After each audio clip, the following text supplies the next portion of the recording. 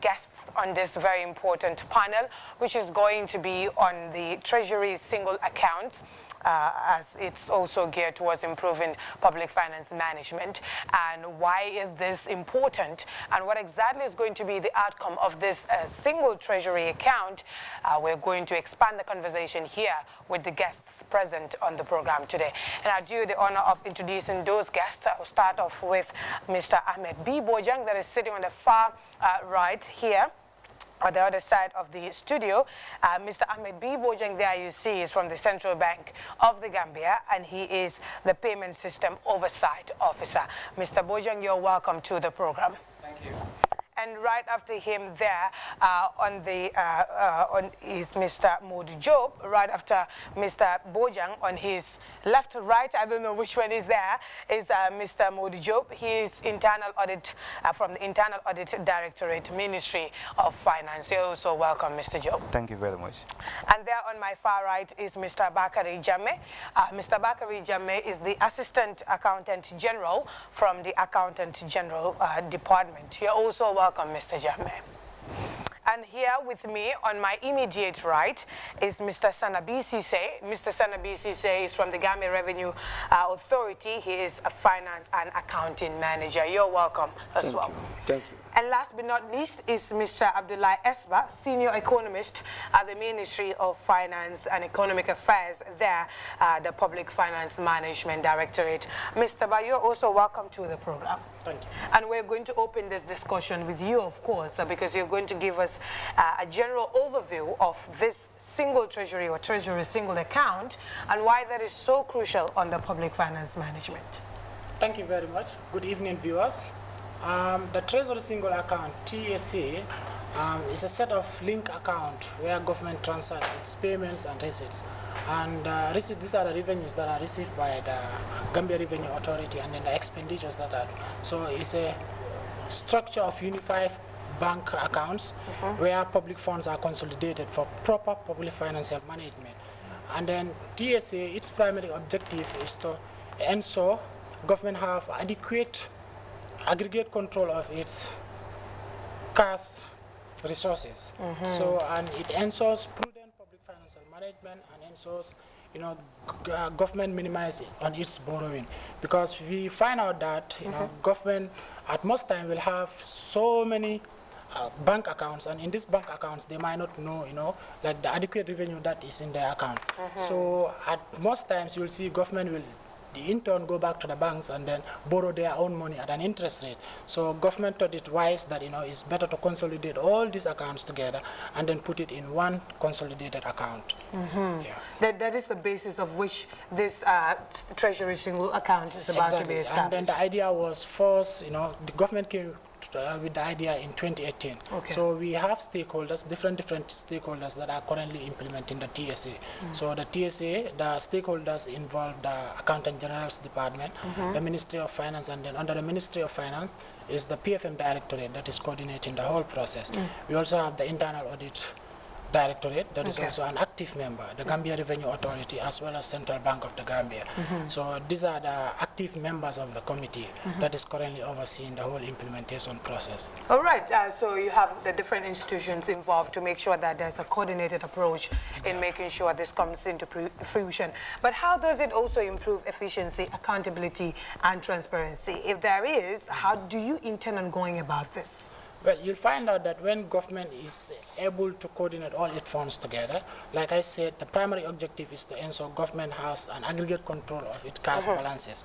So if all these accounts are coordinated in a proper way, you'll find out that it will minimize cost for borrowing. Government cost for borrowing. So this will increase efficiency in the monetary part and also budget management as well. Yeah, I mean, there is also important to put into consideration the macroeconomic constraints that frame the budget and the importance of public finance management to maximize the contribution of public finance to economic stability and growth. How do you dissect in recognition of this area to us? Well, public financial management, first, I think it is important, perhaps, let me just define what is public financial management.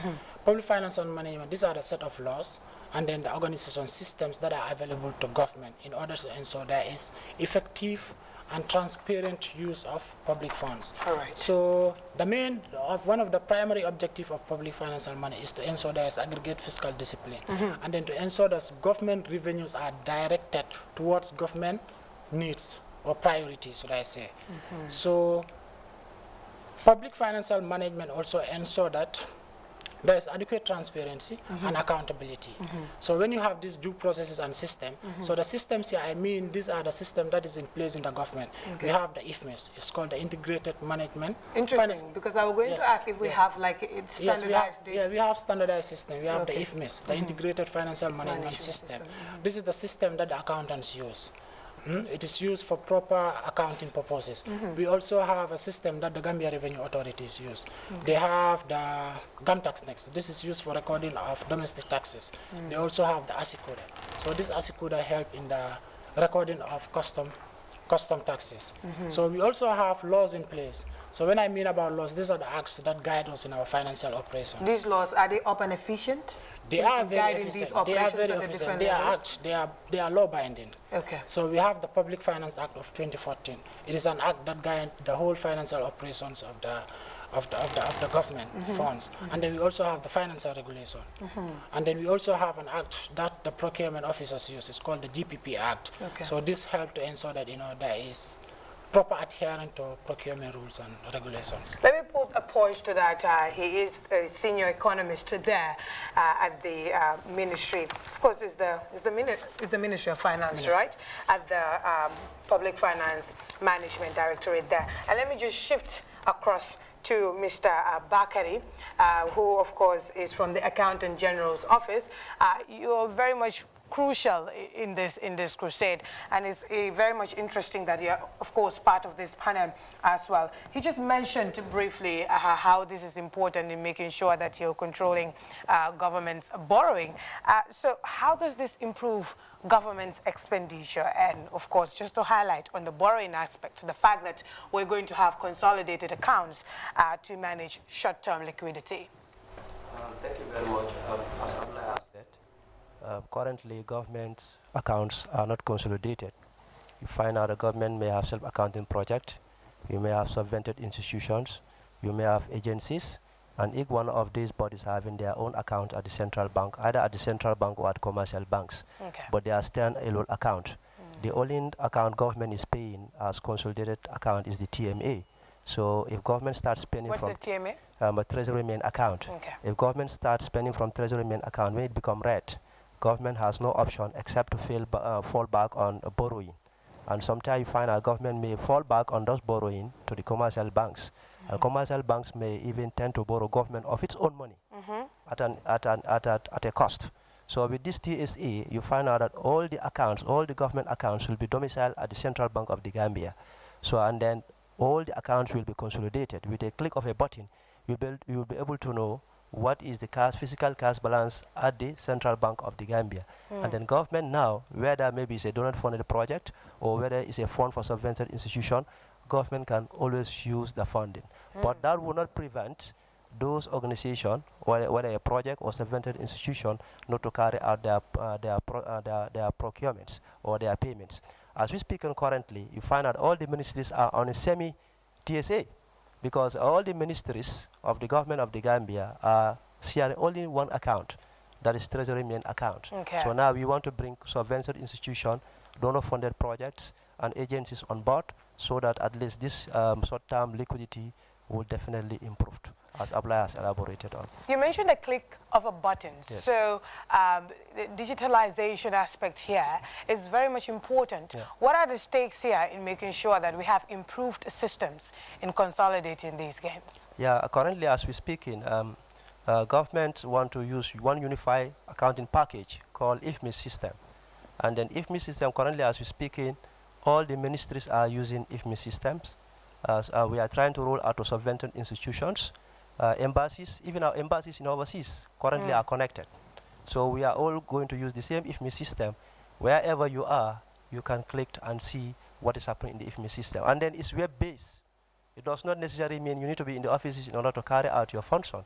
You can even be at your home. Once there is an internet, you can still carry out your Because the data is all readily available in there. Exactly. And then also you find out that we also have unified chart of accounts. Okay. This unified chart of accounts, maybe let's say, example from layman point of view, if I said maybe let's say the cost of electricity, the account code of electricity in GRTS would be the same account code in Accountant General's Department, will be the same account codes in Central Bank of the Gambia across all government bodies, because so that this will facilitate consolidating. So that now if someone comes and says, I want to know how much government has spent on electricity, now just a click of a button, you'll be able to know how much government has spent on electricity on the financial year 2021. Wow, that's impressive, and I'm pretty sure that you've done your studies, desk review or wherever it is, across maybe other parts of the world to just see how they operate in their own single treasury systems. Tell us, what lessons have you learned, if you've had any chance to do so, and how do you intend on inculcating these in your own system to improve their efficiency? Yeah, I will hand that over to Ahmed, because there was a team. He was part of the team. He was part of the team. All right. So Ahmed will. Maybe Ahmed, you can come in there briefly before I direct my question to you. Yes. All right. Thank you, viewers, and thank you for that important question. Yes, I think as he said, rightly said, the Treasury single account is not new in the Gambia. You know, we have a semi-Treasury single account, which is all funds, you know, that belongs to government, you know, in terms of revenue. Consolidated in the Consolidated Revenue Fund. In fact, is that Consolidated Revenue Fund that the Constitution reference. So back in the days, that was what we regard as Treasury single account. But when the idea came, you know, to in fact redefine the Treasury single account and reintroduce the Treasury single account, you know, the EU funded, you know, the committee, the TSA committee, because we have committees which Ablai highlighted on, which include, you know, various stakeholders he also alluded on to. You know, this team was, you know, funded by EU to go to Nigeria. Nigeria's single treasury account is well uploaded, you know, by, you know, development partners. Is it? Yep. So we went there, you know, we look at what is happening at their federal level. You know, we also look at what is happening at their state level, and we, you know, agreed. We did a report. The report went to the cabinet, you know, for approval, and that's where we get the cabinet approval. You may be aware, anything you are doing, the political will is very important. So we, you know, convinced the cabinet that the single treasury account is good for the Gambia based on the lessons, you know, we learned. And one of the important lessons we learned in Nigeria is a payment platform which handle the revenue collection through digitalization, and that's what currently we are doing. You know, we already secured a contractor, and we are about to sign a contract with them, you know, for the payment platform. This payment platform will leverage on the existing systems, which he alluded to, the IFMIS, you know, the Asikuta, you know, the GAMTaxNet, and also all the payment, relevant payment platforms at the central bank, you know, be it the RTGS, which is the real-time gross settlement, or the automated check processing and automated check clearing house, which is the ACPACH, and, you know, the GAM switch. So all those things, you know, will be interlinked, so that wherever you are, you want to pay, you know, tax, you want to make payment to government, you don't need to walk that far. You can do it at the comfort of your bedroom with a click of your mobile. You know, the apps will be available. Yeah, so that's very interesting, because you mentioned Nigeria, and I know that they're very much keen on going cashless. So how do we incorporate that as well here? I'm pretty sure I don't know, I feel like we have a long way to it, but from your findings, what will it take? I don't think it will take much. You know, the most crucial aspect to it is a robust payment, you know, platform or a payment gateway, which we've already awarded a contract, and we are about to sign the contract. Interesting. And I want to believe in the next 2 months, you know, we'll be up and running, you know, with the implementation of that. So we learned a lot in Nigeria, and we believe, you know, the Gambia, we need it, and it will, you know, mitigate leakages, in government's revenue collection, I believe. Yeah, and also I have here that this will ensure CBG payment systems and core banking applications are interoperable to established and recognized commercial bank systems and any future government payment gateway for the purpose of TSA. How do you go about this? Yes, that is important. Central bank need to have world standard, payment platforms in the country. This is what I refer to as the RTGS. Any commercial bank can, in fact, all the commercial banks are connected to the RTGS. So today you can make payments in and out of the RTGS from, Carton to Koina, all over. So the ACPSH also, which is a retail payment, if you look at it before, in the Greater Banjul area, you need, a two days clearing cycle to clear a check. In the provinces, you may need up to 5 days. But today, the same check you clear, the way you clear a check in Banjul, the same way you're going to clear a check in Basse, within the next business day you have value for that check. So these payment platforms are already here. We can leverage on them. All we need is a payment gateway and ensure that this payment gateway are having a handshake with all these systems in the central bank and the systems at the GRA and the IFMIS system and the EPICO at Accountant General. So we'll have a unified systems that are talking to each other, which will enhance the implementation of the Treasury single account and its all its inherent benefits. Let's put a pause to that. Before I go on to internal audit, let me just come back to the GRA here. Mr. Sise is from the Gambia Revenue Authority, and he is in fact the finance and accounting manager. So tell us, when they were talking, they were all mentioning how this is going to improve tax collection and improve our revenue. So tell us, how does this enhance that? This single treasury account system, how does it enhance efficiency in the revenue collection? Thank you very much. I'll first start with everything has to start with GRA. Because if you say you want to enhance financial management, you must have something at hand. That is collection. Yeah, all interest starts with GRA. Yes, GRA, as we speak today, one of our strategic plans is to maximize revenue mobilization to the highest core possible, and then we are leveraging on the ICT. We have two main core revenue streams in Gambia Revenue Authority. This is the custom administration that is administered by the ASICUDA, whilst the inland revenue or the domestic taxes is administered through the use of GAMTaxNet. With these two service systems we are leveraging on the use of information technology.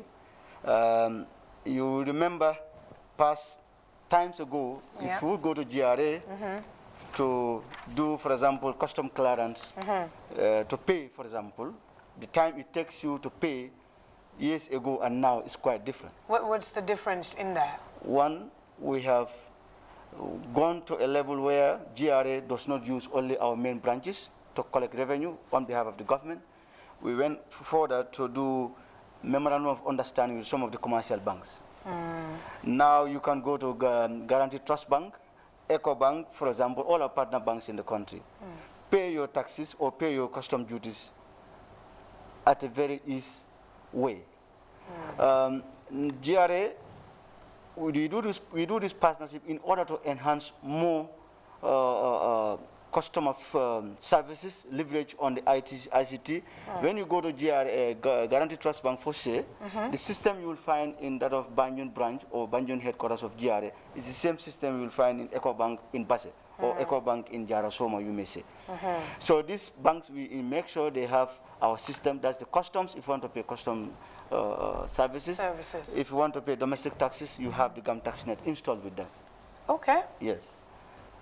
So we make sure taxes are collected promptly, and then we account for all taxes that we collect on behalf of the government. So how do you intend on liaising with the banks to ensure efficiency of that prompt collection of taxes that you've mentioned? Right. all memorandum of understanding we have is agreed. It's agreed in the sense that collections are done, for example, on Monday. We make sure Wednesday the funds collected are all accounted for and are all reconciled against system payments and then remitted to the respective accounts in central bank. This respective account of central we have in central bank is the customs account and domestic taxes account. Yeah. If you pay for customs, what you pay is on Monday, Tuesday. For example, GT Bank, you may set an example. If they pay any custom fees within Monday, Tuesday, are remitted on Wednesday to central bank account, the custom account. Okay. If it has to do with custom. Equally, if it has to do with the domestic taxes, whatever they collect within these 2 days is remitted to the central bank account at the domestic bank account with central bank. Interesting. So previously, what were some of the challenges that you were facing in your revenue collection, especially with, of course, government, and how is this going to make sure that those hitches are no longer there, in just simple terms? Well, network was an issue. If I say network is... You mean data? I mean, what? Not internet network. Okay. Like, before we come to, we go for expansion in partnership with MOUs, it used to be only GRA branch that you can go to. Okay. But not the thing, it is thing of the past now. That's why you can go to any GRA branch, do your custom payment or your domestic tax, or any commercial bank. But with the use of technology, I will tell you how far we've gone now. Okay. We are with one commercial bank that is at the pilot stage. Okay. Madam, it will be interesting to know. Once you have your mobile app with you, with one of the commercial banks, and you want to pay for your domestic taxes, for example, you want to pay GRTs, want to pay for payee, pay as you earn tax. All you need to do is, your finance department will go and use that app, for example, choose the type of tax they want to pay. And then if they want to pay for you as a person, individual, your TIN number is what is required. Punch in the TIN number of you as the staff of GRTS. GRTS. Then the amount that needs to be paid, you input it, click of a button, it's gone. You will have a reference number on your phone. This reference number is what you will take to the nearest GRA branch or any commercial bank. So I don't need to take a receipt anymore. A reference number will be sent to my phone. Your phone. Okay. You go with that reference number. Then if you want the system receipt payment, you go there. The reference number will punch in. A receipt will be printed out automatically. Interesting. I even have an issue with going with my TIN certificate everywhere. I mean, I have the number on my phone. Just ask me the number and I give it to you, and then I believe the information should be out there. But I mean, all these things are, of course, the process. And I'm glad that you're adopting, of course, the new ways of doing this. And hopefully something great comes out of it soon, and I'll not have to carry my TIN certificate everywhere I go. The number is sufficient, isn't it? Oh, yes. The TIN number, that's why it says tax identification number. Right. It's unique to you as a person. You understand? When you have your TIN number, does not match with any other except you. You alone, yes. That's it. All right. I mean, this is just by the side, but just let me just shift to Mr. Job there for his from the internal audit Directorate, Ministry of Finance. Tell us, because we want to make sure that there is accountability in the process. There's transparency as well. How are they intend on going about this? And tell us, from your own perspective as an auditor, you're an auditor, right? Yes. Yes. Right. How efficient is this in making sure that funds are very much accounted for and there is no, per se, any mismanagement? Thank you very much, and good evening, viewers. I think my able colleagues here have dilated very well on the background of TSA, and there are different roles as different departments within the committee in implementing the TSA. Equally, the Internal Audit Directorate have a very important role. But first of all, I just want viewers to understand what internal auditing is before we come to your question proper. Internal auditing is an independent, objective assurance and consulting activity that is designed to add value into systems operations and helps management achieve their objectives. And this is related to your questions, because you are talking about transparency and you are talking about accountability. But people should also understand that the coming of the TSA doesn't in any way reduce the work of the internal audit. It doesn't reduce the mandate of the internal audit. By extension, we will say that it has increased the audit universe of internal audit, because it's another system that's added onto us for us to audit and provide assurance to the public, provide assurance to the nation, to make sure and give them the confidence that the TSA, as it was designed and implemented, is achieving its objectives. And that's why we are very important. You cannot go to them and ask them. You can go to them and ask them, how is the TSA going? You can go to Bakri, you can go to Ahmed, you can go to Sana and all others. But if you want an independent opinion of whether the TSA is achieving its objectives, its intended objectives in public finance management, in savings to borrowing, and make sure government liquidity is also enhanced, come to internal audit. We will be providing you with that independent assurance. And this is a message to every other Gambian, because that's why we are there. So you'll see that we'll be providing assurance on the effectiveness of the TSA, and this can be done on a periodic basis, what we call assurance services. It can be integrated in our annual work plan on every year that we review the effectiveness of the TSA when it comes to revenue collection. Even the MOU that has been signed between GRA and other commercial banks, because they collect on behalf of the government. Right. Okay, we agreed on a timeline to sweep all those cases. How are they complying with the agreement? It all has to be understood, because if they're not sweeping on time, the liquidity that we are talking about will be affected. So they need to sweep on time. The internal audit will be there to provide assurance on that, whether definitely they are complying with the dictates of the MOU and all those things. And we can also provide assurance on whether the system is working effectively and the objectives of the TSA have been achieved. But these are just assurance services. You can sit there and request for a review of a particular issue or an error or a problem that may come arise. And then the internal audit will be more than happy to accommodate that request, and we will act on that request and go and review. Because auditing is not all about what we've designed and have it in our actual work plan, but also we have to accommodate requests. If you have concern, you have issues, you can contact the Directorate of Internal Audit relating to the TSA, but I'll seize this opportunity to say that it's not only about relating to the TSA, but any other program that the government has embarked on. Yeah, because I was going to ask if that is actually happening. Are you really getting such, and how do you in fact tackle these issues? Is it really efficient? Your timely, relaying of information and just providing them the accuracy needed? I would say it's efficient, but also without some obstacles, because we all know, okay, there are so many obstacles on the way or during the process as well. But at the directorate level, as long as the request comes, we try to prioritize it and give it all the resources that we need. Now, with this single treasury account, I don't know, I know it's an efficient way of coordinating all these transactions, but doesn't it also pose a heavier job on you people? Because now you are able to have all these systems there, though, but then does it really improve the, increase the burden on you, or it just kind of makes your work easier in making sure that you're able to have all these synchronized It increases the burden. That's why I say in the beginning that it increases our audit universe. Okay. Because this is another program or a system that is added to the audit universe of the internal audit directorate. But nevertheless, that's what we have been employed to do. There are limitations in resources in all aspects, whether financial, manpower, and all those things, but we have to prioritize. And how do we prioritize is through doing our risk assessment and analysis, and then give time and resources to those areas that are of more high risk and that are of immediate request from stakeholders, and then we report that so that we can meet stakeholders' expectations, because it's very important.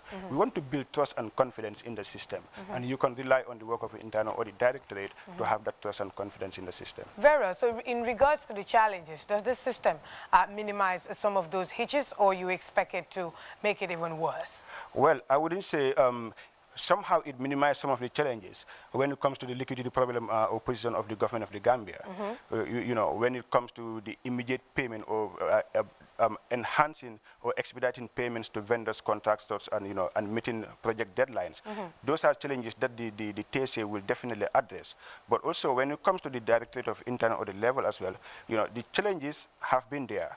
And I know the reviewing the TSA as well will come up with its own challenges, but we'll endeavor to address those challenges as they arise. Very well. Let's put a pause to that and just come back to Mr. Bahuk, because we're talking about here the importance of accountability, transparency, and just, you know, integrity in itself. Why is that so important in this process? I think that's a good question, because the overall objective of the Treasury single account is to improve public financial management. And then a good public financial management ensures there is transparency and accountability. You know, it makes us accountable to the public, because we are government officials, and then our overall objective is to ensure that, you know, as a ministry, you know, we maximize financial efficiency. Financial efficiency in a sense that, you know, service delivery will improve, and then that overall objective also ensure that the poverty is eradicated. Very well. And that makes me want to go back to Mr. Bojang, the Central Bank of the Gambia, because if we're taking initiatives like this, it is like he mentioned, to improve the well-being and the growth of the Gambian people. How does this trickle down to the masses? It will trickle down to the masses in the sense that you realize that the whole idea about, you know, Treasury single account is to mobilize resources. Government may have so much resources at central bank, they may not you know, use it optimally because the accounts are not consolidated. So if the single Treasury account comes and consolidate all government accounts, and government can see their position in a go at a click of a button, perhaps, you know, Abakari said here, you know, it will minimize. It will not stop their borrowing in the, you know, domestic market, but it will minimize how much they can borrow. And the better, you know, the cost of borrowing, you know, minimize, the better for the public, because you are talking about what, you know, belongs to the public. The more we borrow, the more we are paying. It's the public that is paying. We're the ones suffering. Exactly. So if any system can come and minimize that, I want to believe, you know, that's the trickling down, you know, to the population or to the public. Okay. So did you have like major challenges at your level that were really hindering that process? And the fact that this is coming now, it's kind of like alleviating the whole situation. We don't have a problem. You know, as I said, this is collaboration with all the, you know, different institutions in the Treasury Single Account Committee. You know, all what central bank is working is waiting is you know, the Accountant General, which is very critical in this, and they've been doing very well since we started this. You know, you have so much dormant accounts.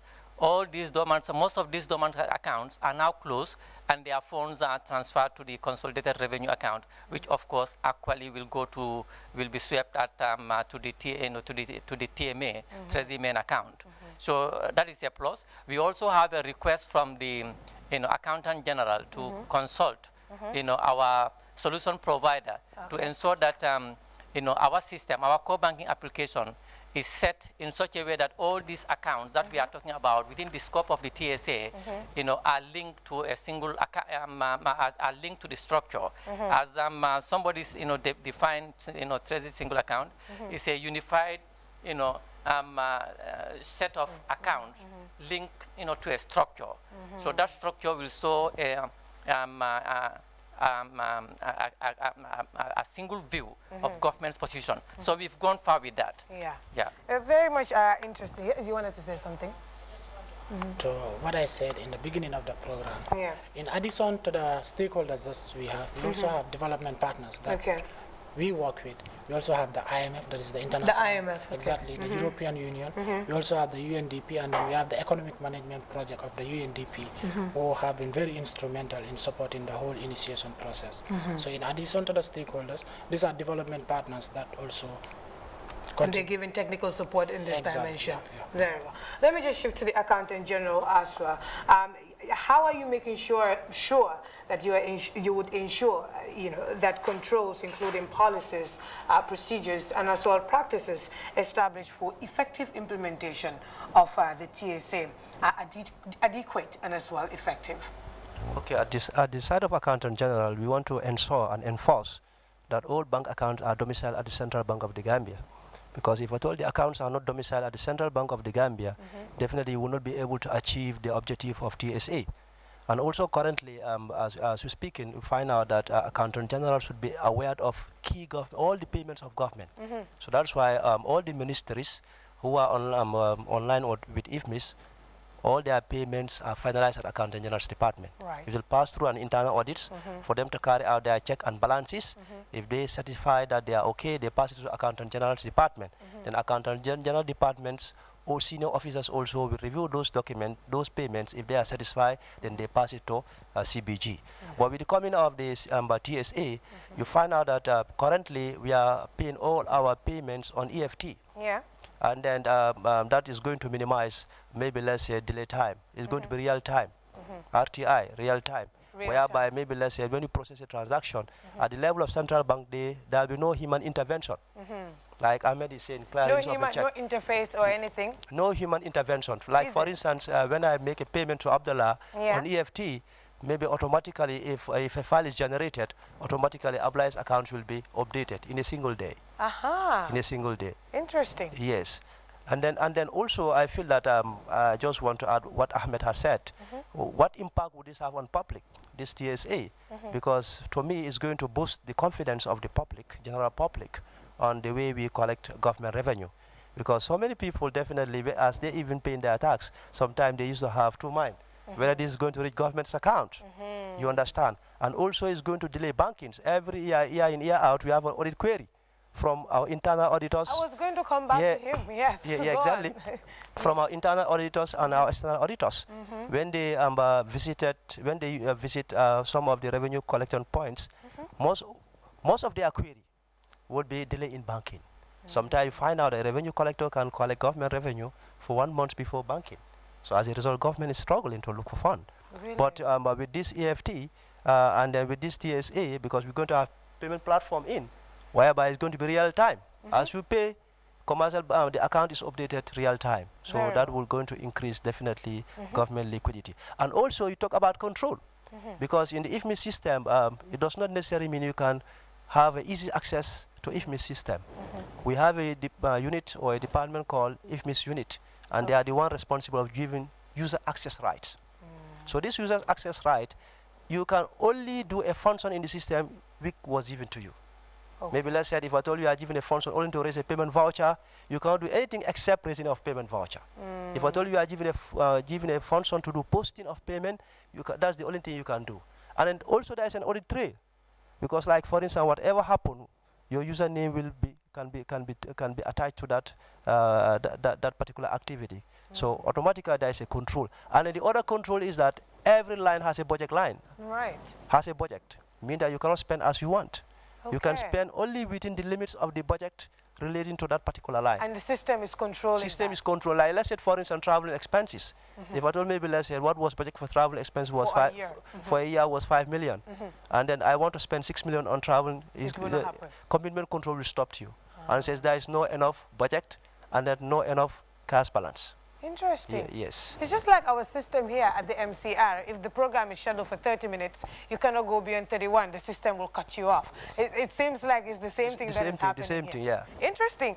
Let's just go back to Mr. Job there. I mean, your role in this is very much important. You're serving in between the Accountant General's office and the CBG there. How are you making sure of the accuracy and completeness of information or processing transactions before they in fact reach to CBG?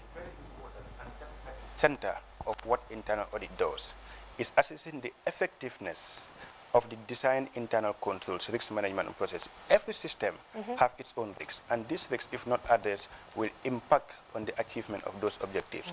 And I think Bakri have highlighted something very important. That question should also have been directed to the internal audit anyway, because that's what they do. You're all part of it, yes. When it comes to internal control. Yeah, but nevertheless, he has definitely dwelled very well on that. Yeah. You'll see that the internal audit will assess the adequacy and effectiveness of the internal controls in the systems. And I'll just give you an example. Yeah. When a payment voucher is raised, it's the duty of the internal auditor. And it's very important for people to understand that now no payment voucher is processed at the Accountant General level without going through the internal audit directorate. At least it passes through the internal audit directorate for assessment and scrutiny to make sure that it ticks all the check boxes before the payment is finally made. So you'll see that these are control measures that the internal auditor will assess and evaluate the segregation of duties, the access rights to the system, whether people are not transferring their rights as well. Okay, it's not only limited to the accountant general and payment, but also, as I said, the MOUs that have been signed between GRA with the commercial banks as well, with the sweeping of funds, clearing and then transferring it to the consolidated revenue account and all those things. So it's very, very important that we review these things and give you assurance that the system is working effectively. Wow. So controls are very much important. The internal audit there is to make sure that we assess the adequacy and effectiveness of those controls. And if we see any gap lacking in the system, then we'll make our recommendations so that it can be adjusted and fixed. Otherwise, the objectives of the TSA will not be achieved. But it's very, very important that we have an independent assessor who will assess the adequacy and effectiveness of all these controls and report to management. Because every assessment or evaluation will come with recommendations that management will implement and make sure it helps in the system as well. Very well. I'm glad that the internal audit is very much keen on the issue, and in fact sending the reports back to get them cleared before the processing is done. And of course, we come back to CBG. The coordination of all these commercial banks is very much important in this process. How are the internal going about this actually to make sure that the process is seamless and very much smooth? I mean, they need to be a part of this whole coordination as well. Not very much so. If the TSA will affect these commercial banks' operation in vis-a-vis their relationship with central bank. As I highlighted, commercial banks are an important component when it comes to payment. As Sana highlighted that the GRA, already have an MOU, with some of the commercial banks. And even at the committee level, at one point we invited them, so that, we see how we can improve that MOU, so that the MOU is in fact signed between the Ministry of Finance and them, not GRA. Okay. Yes, they are important, they are there. They are already linked to central bank systems. I've highlighted that. Yeah. They are linked to the real-time gross settlement, which is the RTGS. They are also linked, interconnected to the ACP, ACH, automated clearing, automated check processing and automated clearing house, and also the the scriptless security settlement system, which is the SSSS, and also the some of them are also linked to the GAM switch. Okay. And also when we have this payment gateway, which we are about to sign the contract, by the TSA committee is doing. All these commercial banks will one way or the other, be linked to them, to that system, and that system will interoperate or will have a handshake with all the systems at the central bank. So payments, people can walk into any of their commercial banks and make payments. So I think that's where the commercial banks come in. You don't have to go to central bank to make your payment. You can go to any of your commercial bank, use their apps. And so far these apps are connected to the gateway, or you want to use the RTGS or the ACP, ACH, yes, the commercial bank will play that important role. Very much important. Just coming back to Jerry, he mentioned too, of course, the systems of payment, GAM switch, but also I see the, the mobile, how did they call it again? Is it this mobile transfers, that money app transfer that they do as well? Are there other alternatives, or is it that this is going to be the most standardized way of going about this? Because I do understand that some people or institutions can be really pretty much adamant to adapting technology in making sure that systems go smoothly, operate smoothly. Yeah, that's true. That bit of it is very important, as I tell you earlier. We are in a generation that we are leveraging on ICT in almost everything we do. And countries are going cashless. Yes, this Gambia is no exception to, and then GRA as an institution is doing all what it can in order to make sure that our processes are more onto use of information technology as ICT. As Mr. Bojan rightly said, the commercial banks, the payment system that you talk about, this payment system will come to effect when a particular person wants to pay a tax. Okay. And paying a tax either through GRA or through the commercial banks, is you must first face the cashier, inform him or her the kind of payment you want to do. And doing that payment, you have to use GRA system, which is already with the commercial banks. Okay. Installed in their machines. So whatever payments they do, the TSA's infrastructure is in a way that whenever payment they do, the funds with them is swept there and then. At that moment? Yes. So the other MOU arrangements definitely will change because there will be not like every other 2 days you collect, you send. But once collected promptly, that's why I say we want to do revenue mobilization effectively possible. Once collected, is promptly sent to the central bank. So no matter what happens, they have to go to their commercial banks, I mean, physically, to make these payments? No. That option is there, but equally the use of technology, I said to you, was to have the mobile apps on with you. You will be able to do your payments whilst you are in your office. All you need to do is to have the app with you, with your particular commercial bank you are working with, banking with. The app will enable you to, like you go there, let's say EcoBank. Right. You want to pay NAVEC, you want to pay GRA. Okay. You click on GRA, and when you click on GRA, tax payment you want to do, the particular type of tax you choose to pay, you click on that, then it will take you to input the tax number, the particular person's tax number. Once you do that, all these tax, as Mr. Bojang, Mr. Jamme rightly said, they are all coded. And then other than the mobile app enability, the payments that are done to use of those tax types are with codes that are embedded with the IFMIS system that the Accountant General uses earlier on. So all payments done are going to the account based on the type of tax they paid with their amounts. So it's not only the physical appearance at the bank to pay, but also the use of technology, having the app with you, know the particular type of tax you want to pay, tax period, for example, some tax are paid quarterly, some are paid yearly, and then the tax type. That's all you need to have. Interesting. I mean, Mr. Bojang, this is such a cumbersome, task. It's a very ambitious plan. What did it have to take to get to this point that we are at? I want to believe most of what's supposed to be done is already done. As I told you, the political will, which was aided by the study tour we have, and see this, play how it plays in Nigeria, both at federal level, at state level. We got the experience there, and that's the experience we came with, to implement here.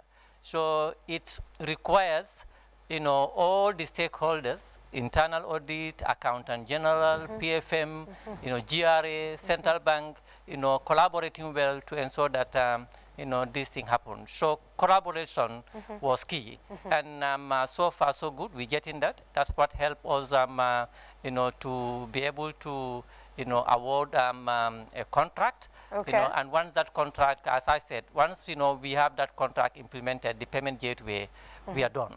So the contract has been awarded already to who? To Gampe Galipos, company. It's a joint, bid, and the two companies will work together. Okay, so the bidding process has been done already. Yes, we only waiting for signature. In fact, I read an email today. Whose signature are you waiting for? For the contract to be signed. Okay. Signing. All right, for the contract to be signed already. Yep. I mean, okay, looks like you're already headsway on this process. And I mean, the coordination is very much important. The compliance is also very much important. You serving at the very directorate of public finance management, how are you going about this? Our role as a directorate is to coordinate the whole process. So, in a nutshell, what we do, we try to bring the stakeholders together. Okay. We arrange for the meetings and ensure that all the stakeholders are there, and then we do on the discussion, and then we try to make sure like all the stakeholders report on the activities that they have done in respect to their own mandate as a institute towards the TSA implementation committee. And you're tracking that process? Yes, we track. Like we have minutes of the discussion that is shared with the committee, and then it is from those minutes of the discussion that we try to have our way forward, you know, in subsequent meetings as well. All right. I'm pretty sure we'll soon wrap it up. But before we go, I will just come to you lastly, because I know revenue collection is very much important in this. And he's also always happy that we're talking about how we are going to make sure that the revenue is coming in the synchronized way. But let me just go to the auditor, the Assistant Auditor General there, Mr. Bakari Jame. Almost sounded like the former CBG. Oh, I mean the Accountant General Department there, Assistant Accountant General there, Mr. Bakari Jame. In a nutshell, before we go, tell us the crucial impacts of this TSA in just going about our economic stability in the country. Without a good system, you cannot have a good economy. You need to have a good system in place. We all know that before the coming of IFMIS, therefore, at that time, it's very difficult to account it for public funds. Because when there is no proper accountability in place, definitely it affects economy, directly or indirectly. As we speak, and that's why Accountant General feel that it is necessary to have a unified system. So that unified system will be used as a monetary tool to ensure that government funds are spent wisely, value for money. Whatever we are spending, there are check and balances. We are not relying on 100% on the internal auditors or also on our external auditors. They are doing the checks and balances, but it's part of our function. Of course. Complementary. Yes. Yeah. And then, like for instance, when we have good system in places, definitely we feel that maybe we are not seeing that there are leakages in revenue collection. No, but it's going to increase our revenue collection, we feel.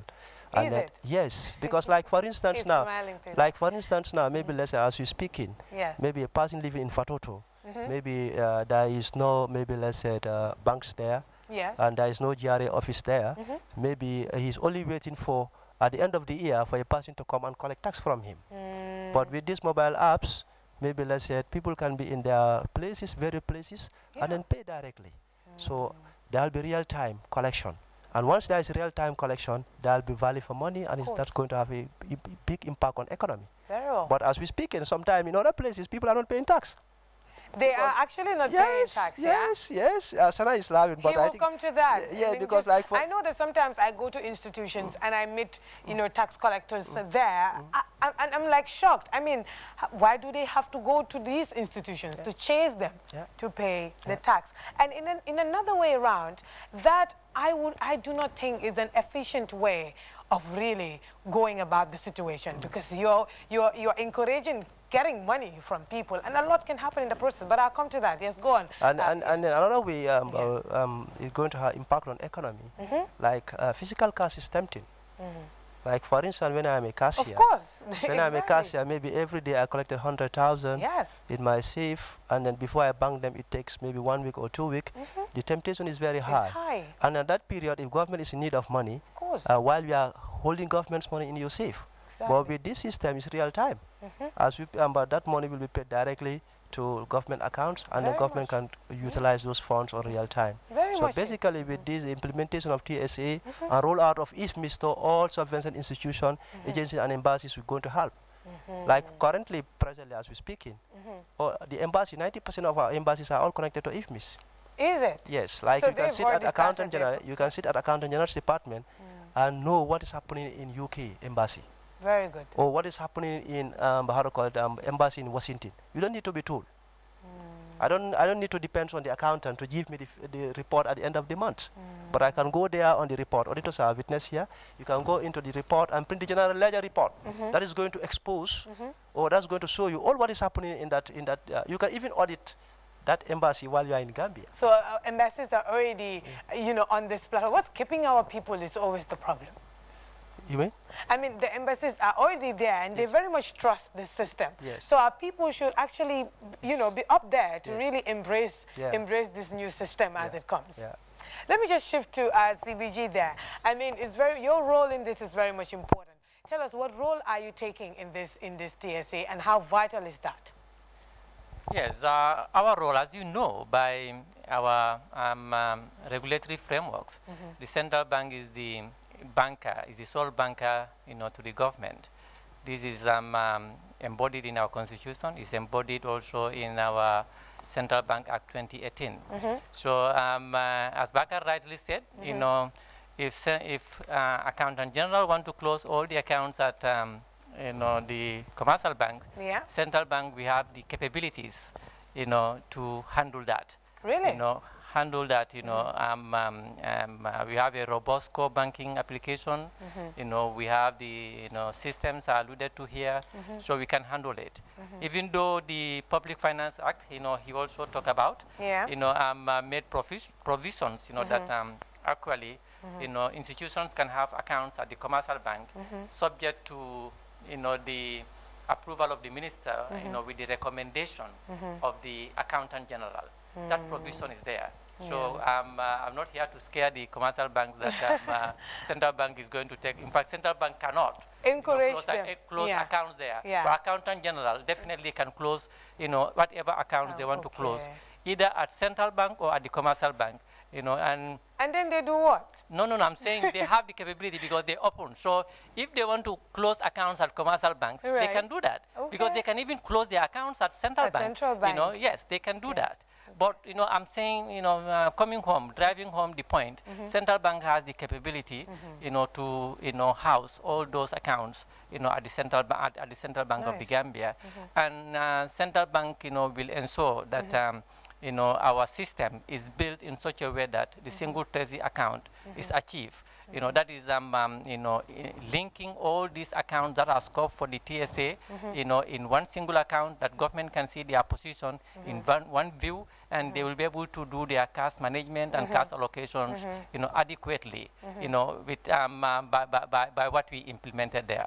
So we've gone far with that, and this will not make central bank to lose sight of their other responsibilities. That is, providing account holders with timely statements, so that they can reconcile. Central bank also ensuring that they have enough firewall, adequate firewall in their system for the security of the TSA itself.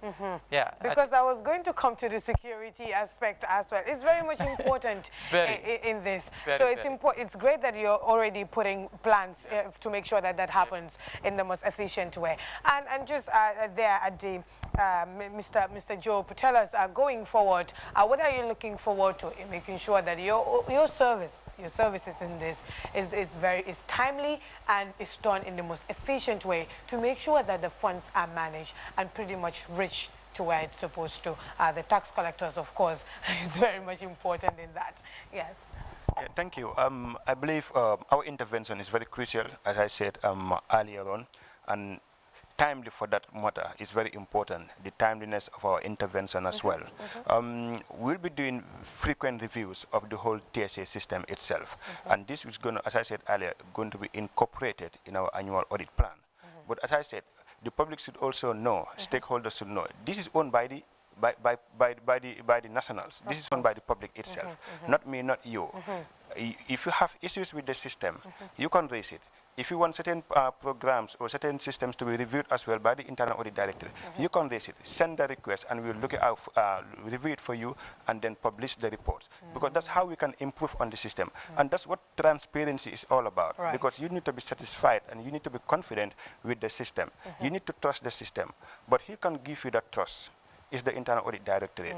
The timely information, if it is fed to us, coupled with our annual reviews or quarterly reviews of the TSA system, we can provide timely reports that will be beneficial, but also improve on this system as well, because every report will come with recommendations, and the management are there to implement the recommendations, because that's where the value addition is. Very well, and of course, I come to, yes, Mr. Sise, you wanted to already say something. Oh, the 1 hour is gone. Oh my God, we started at 39, and now 50 again. This is exactly what you were saying. You know? The balance return for a new season of meaningful conversation. Taking a close look at the development arena. First angle of introducing 3 new segments.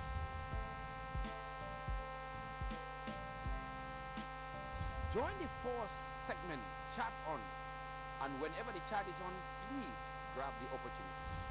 Join our 2nd segment, Breaking the Glass.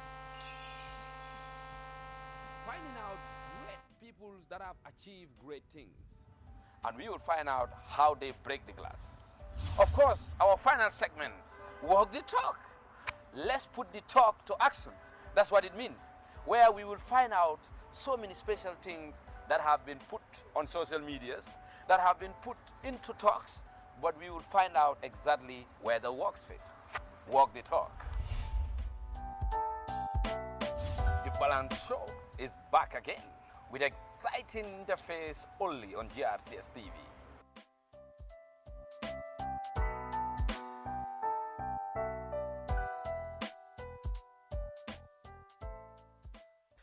Hello viewers, once again welcome to this wonderful segment, Breaking the Glass. Of course, it's a pleasure having you again, and then of course last week we have the mayor, the Lord Mayor of KMC, and it was very, very interesting, Alassane. Very, very interesting. It was interesting. One of our viewers, our keen viewers, said something. He said, one thing I like about this show is that you bring great people. Definitely. That have achieved great things. And today we have another great person. Take us through. Yeah, thank you so very much. That is a nice introduction. And to add on more to that, today we'll be having Dr. Ismail Cisse. I know the entire Gambia knows him for different reasons, which are all good reasons, but he always contributes to national development, whether it's academia or off academia. But just to take you through his bio, Dr. Ismail Cisse is a senior lecturer and the head of political science department at the University of the Gambia, where he has taught undergraduate and postgraduate courses since 2010.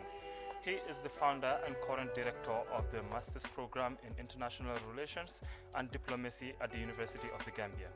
Dr. Cisse's research interests include African politics, information and communications technology, and the intersection of security and youth issues.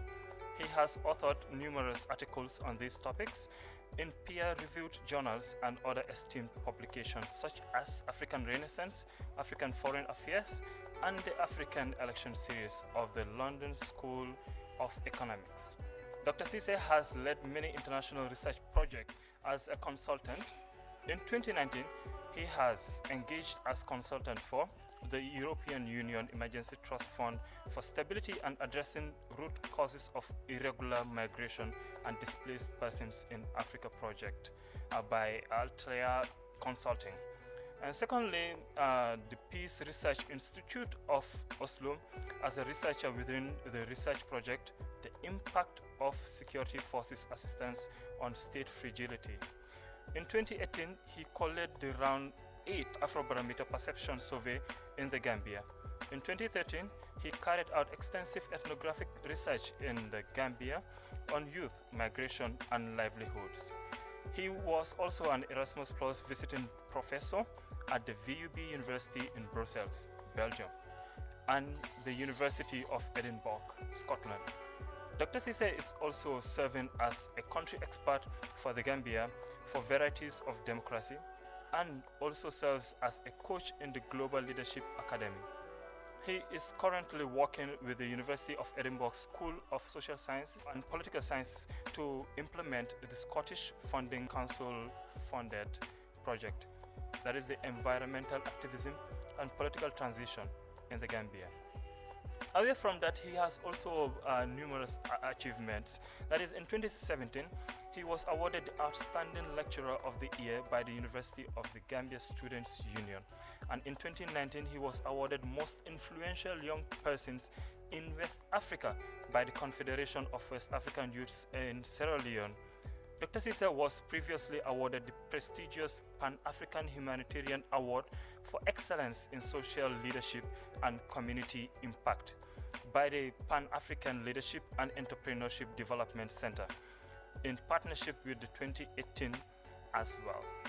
In 2020, Dr. Cisse was nominated for the award of Eminent Peace Ambassador by the International Association of World Peace Advocates, a global non-governmental organization affiliated with the United Nations Global Compact. Dr. Cisse holds a PhD in African Studies from the University of Edinburgh and speaks diverse languages such as English, Mandinka, Wolof, Swedish, and Ako.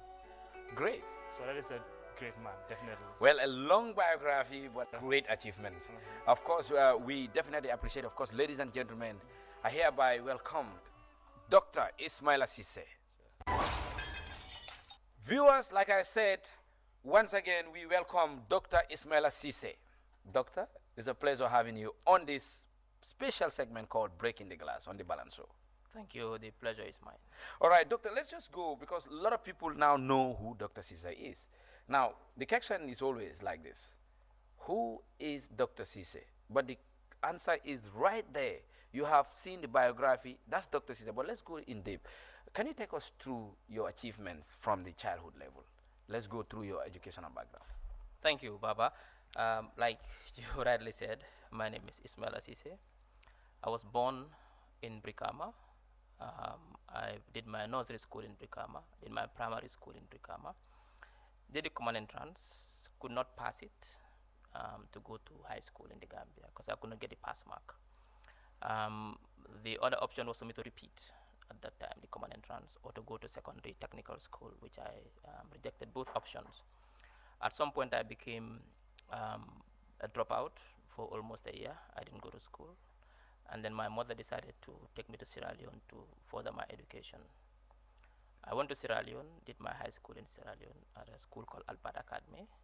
I finished Form 5 in the mid-90s. I came back to the Gambia to contribute my quota to national development. Applied for jobs in many institutions. I could not get a job. And at that time, the nerve syndrome was at its highest peak in the Gambia. Every young person who could not see him or herself in the country, who wasn't able to secure a job in the civil service, wanted to go to Europe to migrate.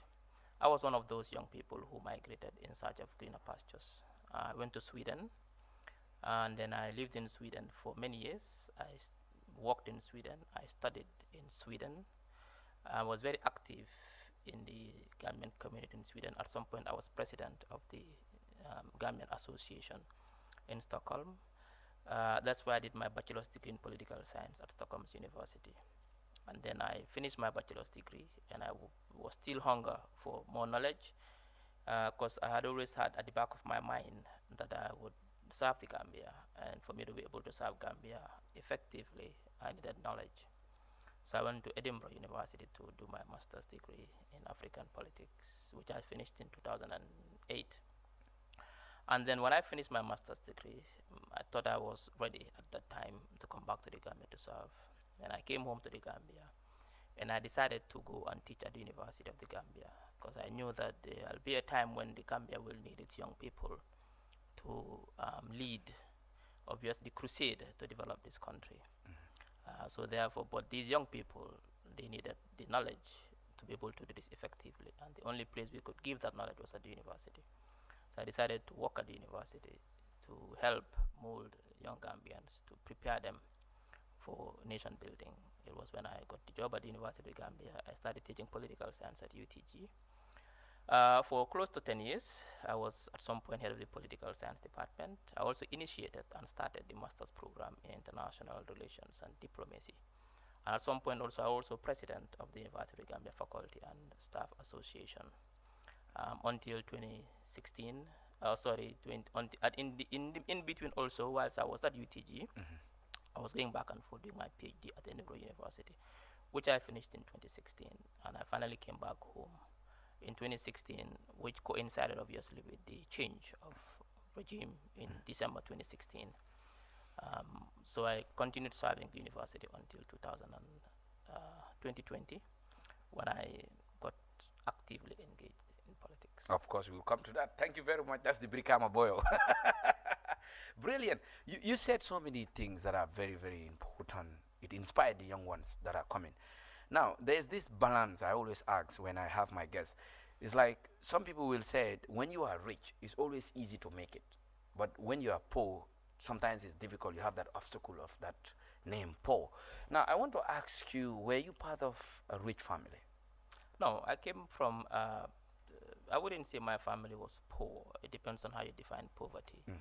But I did not come from a rich home. In fact, I came from a struggling home.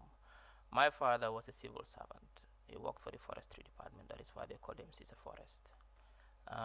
And we were born when he had already retired, so we were among the youngest of his children. My mother was a school teacher, and everybody knew the salary of a school teacher. So obviously I didn't grow up in a rich home. Civil servant in the Gambia and the home of a school teacher in a polygamous setting. So I did not grow up in a rich home. That is why I never went to a private school. I went to Brigam Primary, which is a public school. The school I went to in Freetown is a public school. And then I went to Europe. When I was going to Europe, I didn't go with a scholarship to study. I went to hustle, to look for money to work and help my parents. Yeah. So during that struggle, like you will see in certain points that there are certain obstacles that you will see on your way. And then it happens to some young people and they will be like, okay, you know what? I did not pass the common entrance. You know, I don't have any choice.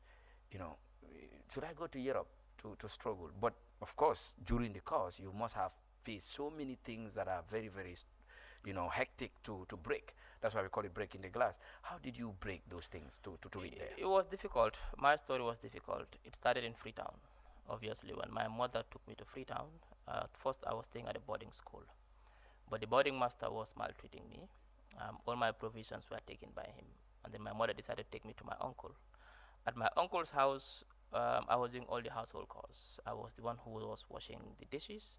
I was doing the laundry. I was doing the ironing. I was washing the cars. I was cleaning. I was fetching the water because we lived at Hill Station.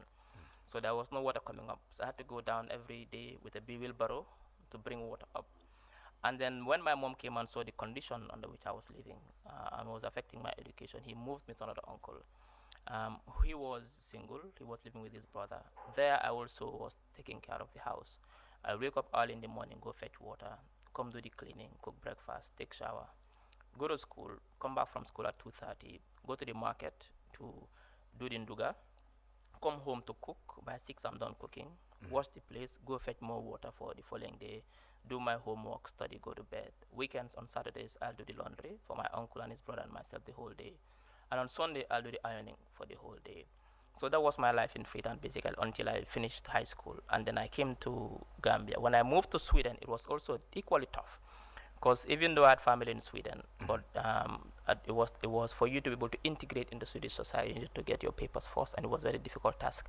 At some point, we slept inside the bus. The bus would be going around, especially the night bus. We have no place to sleep. We'll be sleeping in the street. Sometimes we'll just jump a night bus, sleep in the night bus until the driver understands that we are trying to find a comfort in his bus. He'll just throw us out.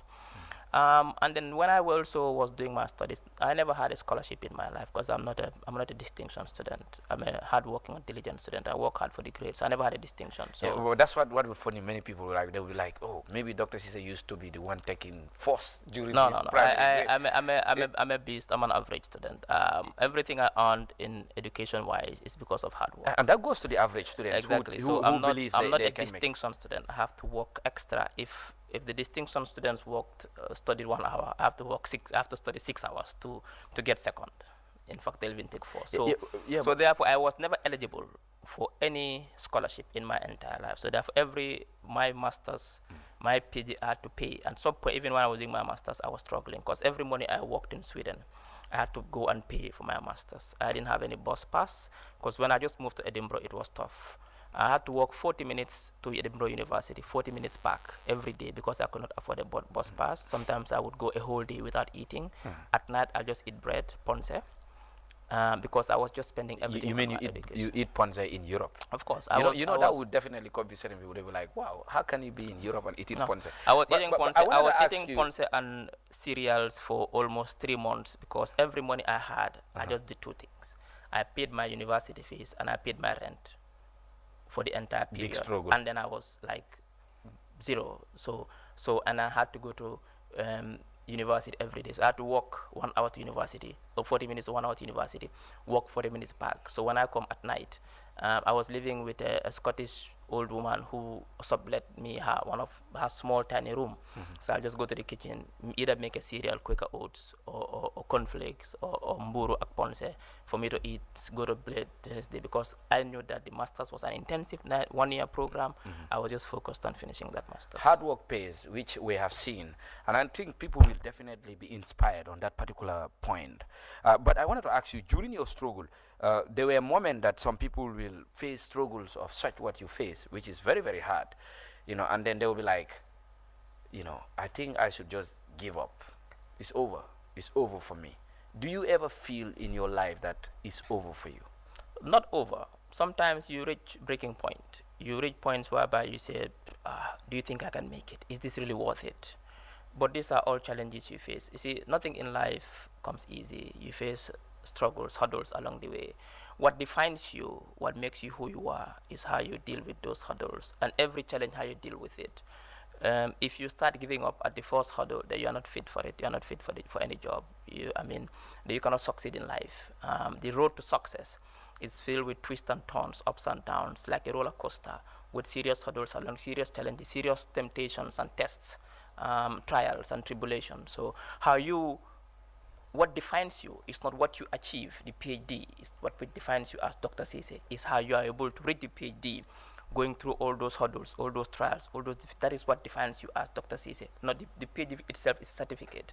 The day I graduated and they told me, now you are a doctor, Dr. Cisse, all they gave me was a small paper, a certificate. After 5 years of hard work, research, after 5 years of every day going to university, of going to do research, of every day supervisors humiliating you, reviewing your write-ups and telling you that you are nothing. After 5 years of hard work, struggles, trials, they just gave you a simple, small paper, not even an A4 size. This is the degree, your PhD degree. Heavy. That is not what it is. Is it not heavy like a doctor? Yeah, but what defines you, what the actual PhD itself is your journey to getting that PhD, is that which defines, that which makes you, the kind of man you become, or the kind of woman you become at the end of the day. That is the success and not the achievement. Now, how do you enjoy today? Like, for example, you work hard and then it pays. Of course, you are definitely getting the payment. Am I not right? For me, no, not yet. Okay, I have my PhD, fine. You have your wife, you have a house, you have very good payments. But that is not the purpose of. That's what many people will say. That's life. They will be like, no, that is not the purpose of getting a PhD. I can get a wife, I can get a house, I can get a car without getting a PhD. Yeah, that's true. Yeah, my point. Yeah. So the purpose of education. Can we call that success? No, the purpose of knowledge. Knowledge is only useful if it have a positive impact in your society during your epoch. Now, if my PhD only benefits me and my family, gets me a house and a car and my kids to go to good school, it's worthless. If my PhD is able to lift my people out of poverty, if it's able to bring the solutions that can make sure my people, the Gambian people, the African people, are lifted out of poverty, they are able to live in dignity, I'm able to solve the complex problems of this continent and this country, then my PhD is worthwhile, it's useful. But if it's only benefiting me and my family, getting me a nice car, a nice house, my kids to go to good schools, it is worthless. Then you really did not make a good job of your PhD. Knowledge should be beneficial to your society. But what if in the case of some people who see that as a successful, as something that they have succeeded, like certain position you've reached to, you've got a house, you've got a compound, you've got a good job, and you are like, okay, you know what, I have reached to the level. But even though with PhD, yeah, what about those people with that mentality? Well, that is their thinking. We cannot really condemn their thinking. But as far as I'm concerned, my PhD is worthless. My knowledge and my education is worthless if it does not contribute positively to lifting my people, the African people, out of poverty, the Gambian people out of poverty. If it doesn't contribute to helping, making sure that it finds the solutions to the health problems in this country, to the youth unemployment problem in this country, to the water crisis in this country, to the crimes in this country, to the security problems in this country. Every minor problem, knowledge is supposed to solve problems. If your knowledge is only able to lift yourself and your family out of poverty, leaving the rest of the population in abject poverty, that knowledge is worthless. It's not useful. It's a big waste, obviously. I want to grow up. I'm 80 years old and I look back my life and said, okay, I had a PhD at Edinburgh University. What has it gained me? A house, a few cars, a nice life, kids going to good schools, then I have not lived a worthwhile life. But if I realize that this PhD really has helped in lifting at least my contribution is it has helped solving my country's complex problems, then yes, I'll say I've lived a worthwhile life. But for me, that is success. For me, that is what the PhD should do, and not just benefit you as an individual or your family. Yeah, of course, this is just a joke. I just want to show a picture of Dr. wearing this big full shoe. Somebody will ask me and say, well, you saw a lot of pictures during his childhood time that he wear this big full shoe. Why do you like wearing big full shoes? Well, we don't have a choice at that time. We go to the Fogajai. Whatever we find cheap is what we get. You don't look for for choice. It's about what's available. It's about what you can find at Fogajai. We used to buy our full suits from Fogajai. We didn't have the money to go to N&N or Widars. We just hear those things by name. N&N, Widars, those were high-class places for us. Yeah, but I'm from Brikama. There was no Widars and N&N in Brikama. There was only Fogajai in the market. Yeah. So when I want to buy a shoe, I go to the Fogajai and look at the pair of shoes available, and I take the most shiny one, whether big or small. No, this is out of a joke. You like swag since when you were young. Yes. And then, of course, it shows still now. And some people will be like, is Doctor 20 years old? How old are you now? I'm in my mid-40s. I'm in my mid-40s. And then you still look younger. But the swag shown when you were young, we've seen you wearing car, putting it in a style. That's the swag. Yes, I mean, I like to be happy. I like to be happy. Whatever makes me happy, I do it. Were you stubborn during your childhood? No, I wasn't stubborn. I wasn't stubborn to the extent that I was only stubborn when it has to come to go to Dara and also school sometimes. I loved football, so I would skip Dara to go to play football, and my mom would beat me up.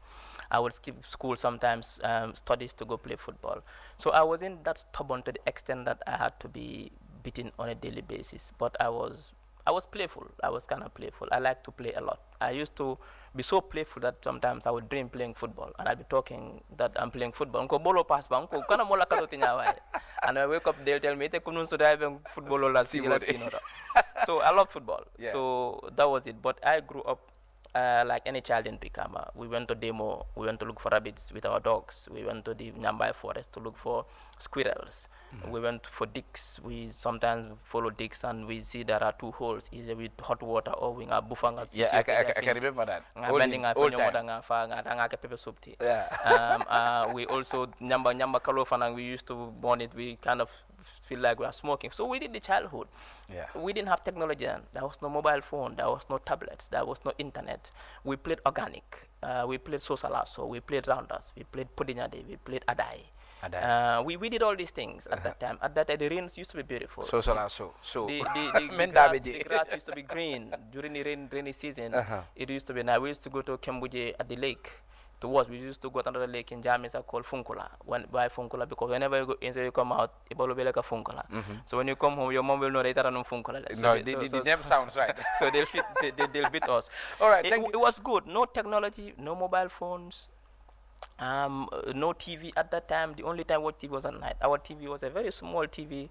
In fact, we used to take this borode bayonga kovala, and we put a flower on top of it. At that, we only watch RTS. At 8 o'clock, RTS comes and we watch it. 12 o'clock, they close RTS. That's it. So daytime, no football, nothing. Until when the telephone came, was a house line. So they used to make this frame to put the phone inside so we don't make calls. But we also used to tune. As you take for a set, you understand where the numbers are. You start stealing the call. We did all this childhood, but it was amazing in those days as opposed to fantastic. Because the old times, some people, when like you've said it, and people will be remembering and saying, okay, those days that we used to play, which is fantastic. I definitely enjoy those times. But let me ask you away from that, because very, very important before we go to the other part of the show, which is important about your political career. I wanted to ask you, you enjoy culture, and this show also shows the culture you like either music or any other traditional culture. What is your best when it comes to the arts in terms of culture? I like it traditional. I still listen to Kora, especially Kadikebe. Thank you so much. So that would take us to our first break, and then of course, importantly, we'll just play one of the maybe a kora or a halam. Let's just go with that traditional music break when we come back.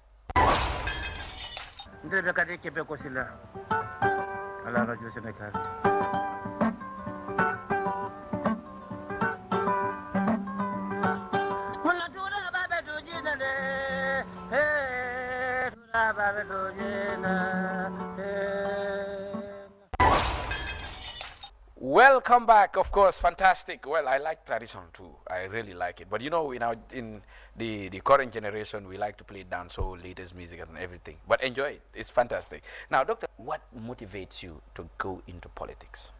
To help solve my complex problems, to help bring the solutions that will lift Gambians out of poverty, that will end dependency and indignity in this country, that will ensure that every Gambian lives a dignified life, to ensure we come up with the solutions that will ensure that every Gambian has access to clean water. I'm not saying village, you go to the Bantabat to fetch water. Every household has clean water. Every Gambian has access to affordable electricity. Every Gambian has access to quality healthcare without going from your village to another town to get quality healthcare. It is brought to your area. That every Gambian has access to basic infrastructure, so you can move from place to place without any hindrance. That our young people have access to the jobs they need to live a dignified life. That whenever you want to be, you are successful in it. If you want to be a carpenter or a barber, you are successful as a carpenter or a barber. You're able to build your own house and live a dignified life. That is why I entered politics. I didn't enter politics for no other reason than to serve my country, than to use my little knowledge that God has given me, not for me to use for myself, but for me to use for the purpose of helping our people, to use that knowledge to contribute to helping solve our complex problems. Now, let's come to the term that some people will like. You'll be sitting down and then doctor is like, okay, I never want to be a politician. I can remember that when I used to come to you and then you'll be like, no, I don't want to get into politics. I don't want to get into president. I just want to help. But you see, sometimes there must be something that motivates you, that pushes you to get into politics, because it does not have to be only what you want to do for the people. It has to be something definitely behind you, or something that started it. Let's come to the point where you started saying, okay, look, I want to be a president, or I want to contest for presidency. It's when the coalition, the transition failed. It was hijacked. Everybody had hope that the transition would bring in new development to this country. It will put our country on a path to democracy and development. Even though, let me tell you something, I had always had at the back of my mind that I want to be part of the generation of Gambians that will transform this country, that will build the modern Gambia, whether as president or as a cleaner, it doesn't matter. I had always had at the back of my mind that I was going to be into politics at some point or another. That was going to be there. When the time was, I wasn't sure. But that's why I prepared myself. That is why I went to study. That is why I went to do my master's and my PhD, not to get a job for myself, but to serve my country in any way. And then when that which precipitated now, that which ignited now to say now we are going finally into it, is when we saw that our country was heading on a wrong direction. It was on a slippery slope. That now is the time for those who think that they have the solutions to solve the country's complex problems, not just sit and criticize, but to get their hands dirty in the job, to make sure they they engage politically, actively. Otherwise, we leave politics to those who don't have the solutions to our problems. See, there are two types of politicians Africa has produced since independence. Those who enter politics because there's a high premium in political power, because they can easily get rich and enrich themselves through political power. But they have no solutions whatsoever to solve their society's complex problems.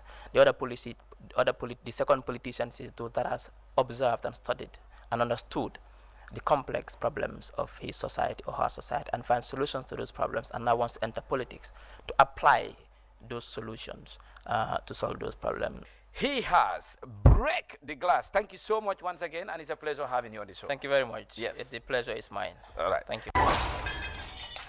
Okay, so we will have Alassane, and he's going to just tell us how did doctor break the glass.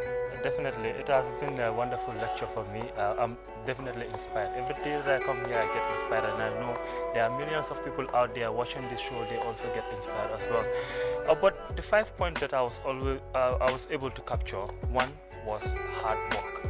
Hard work was something that propelled him. He ate ponce, consume as much cereal as possible just to make a living for himself. So that was actually great. And secondly, he also believed in society, work for society. This is something that all Gambians should learn from. It is not only about you, it's about the society. And once you work for the society, God also rewards you and elevates your position. So that is something that we should also take from this interview. Thirdly, education. That is something that is very important. Although he did so many things, but he also used education in order to help himself to get to the point that he has gotten to. And also being humble. He has shown that he's very, very, very humble. You know, with all the hard work, I know it must be very painful, ironing throughout the day, working hard, doing house chores. That is not what I've actually gone through. I think I'll actually try to do it. It's not just a final job. I'll try to do it from now. And maybe we can also try to do it. Not me, I've been doing it. And finally, that is perseverance. You should be patient if you want to get to a particular point. There are so many times that our parents will take us through certain things. We wouldn't understand what they are trying to get us through. But he also showed that he is a very patient man, and he has also exercised perseverance throughout the course of his journey, and he has made it. Thank you very much once again for watching. It's a pleasure until we meet again. Bye-bye.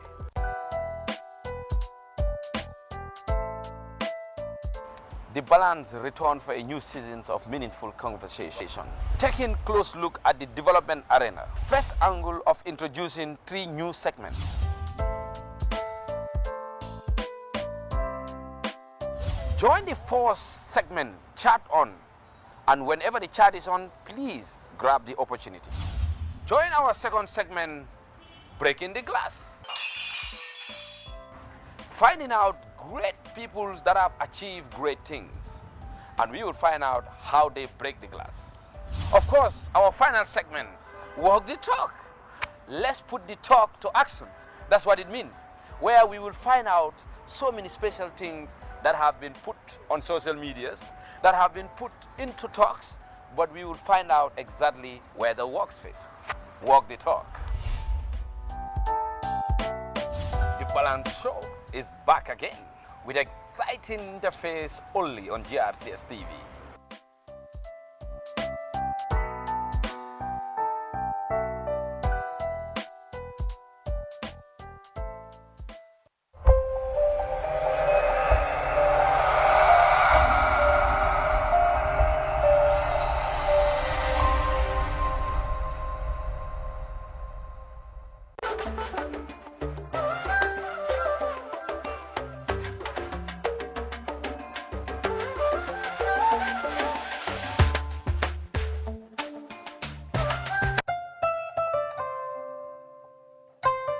Badingol, benyin corona courant jamano minto. Aku mayata la ngam fantan.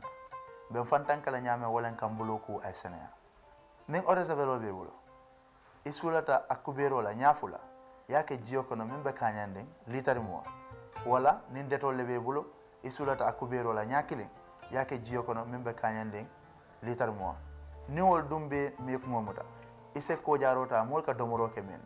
Nin deto long ya nyakilin ke jam ko jaro kono yake jiyo kono mimbe kanyanden litar mo wala ye oda savelota yake ko jaroto nyafula yake jiyo kono mimbe kanyanden litar mo ibo wala tala yama 4IC ni pareta ya bula aye tenkun demanding minute danda nin jiyo mingi ya de date ibo wala tala eke bulo ku wala anin safuno ye safuno ma ye bulu tetel kono ku e bulu kokang aning ibulu farafulol tema yengon singol fananku fire senea ning ayatara imanyi detol soto wala imang odeselo soto ise safu no tanole yama ibulola ye ji seneota ye buloku fire senea ning wakilta nkanyin ke wati o wati asentanka no corona kuran wala aning kuran koten jamal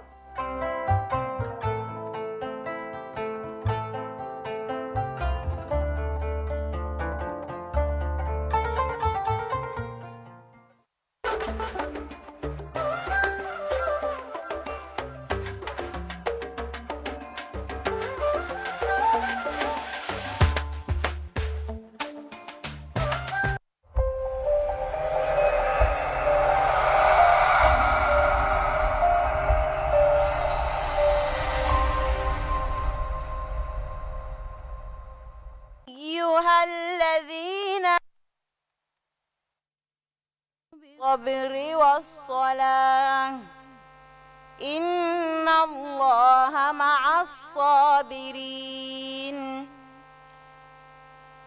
تقولوا لمن يقتل في سبيل الله أموات بل أحياء ولكن لا تشعرون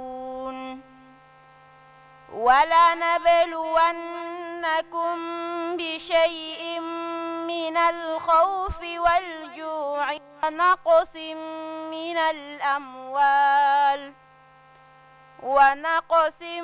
من الأموال والأنفس والثمرات وبشر الصابرين الذين إذا أصابتهم مصيبة قالوا إنا لله وإنا إليه راجعون قالوا إنا لله وإنا إليه راجعون أولئك عليهم صلوات من ربهم ورحمة وأولئك هم المهتدون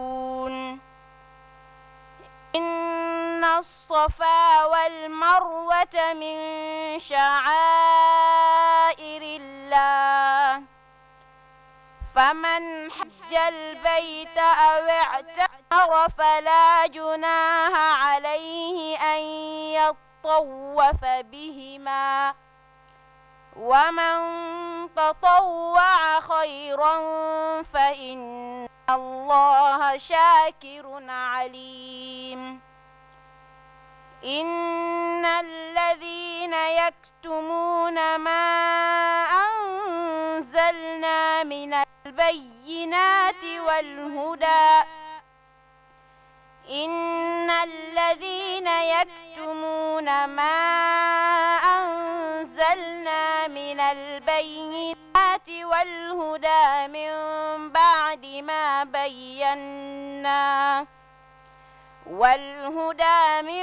بعد ما بيناه للناس في الكتاب أولئك يلعنهم الله ويلعنهم اللاعنون إلا الذين تابوا وأصلحوا وبينوا فأولئك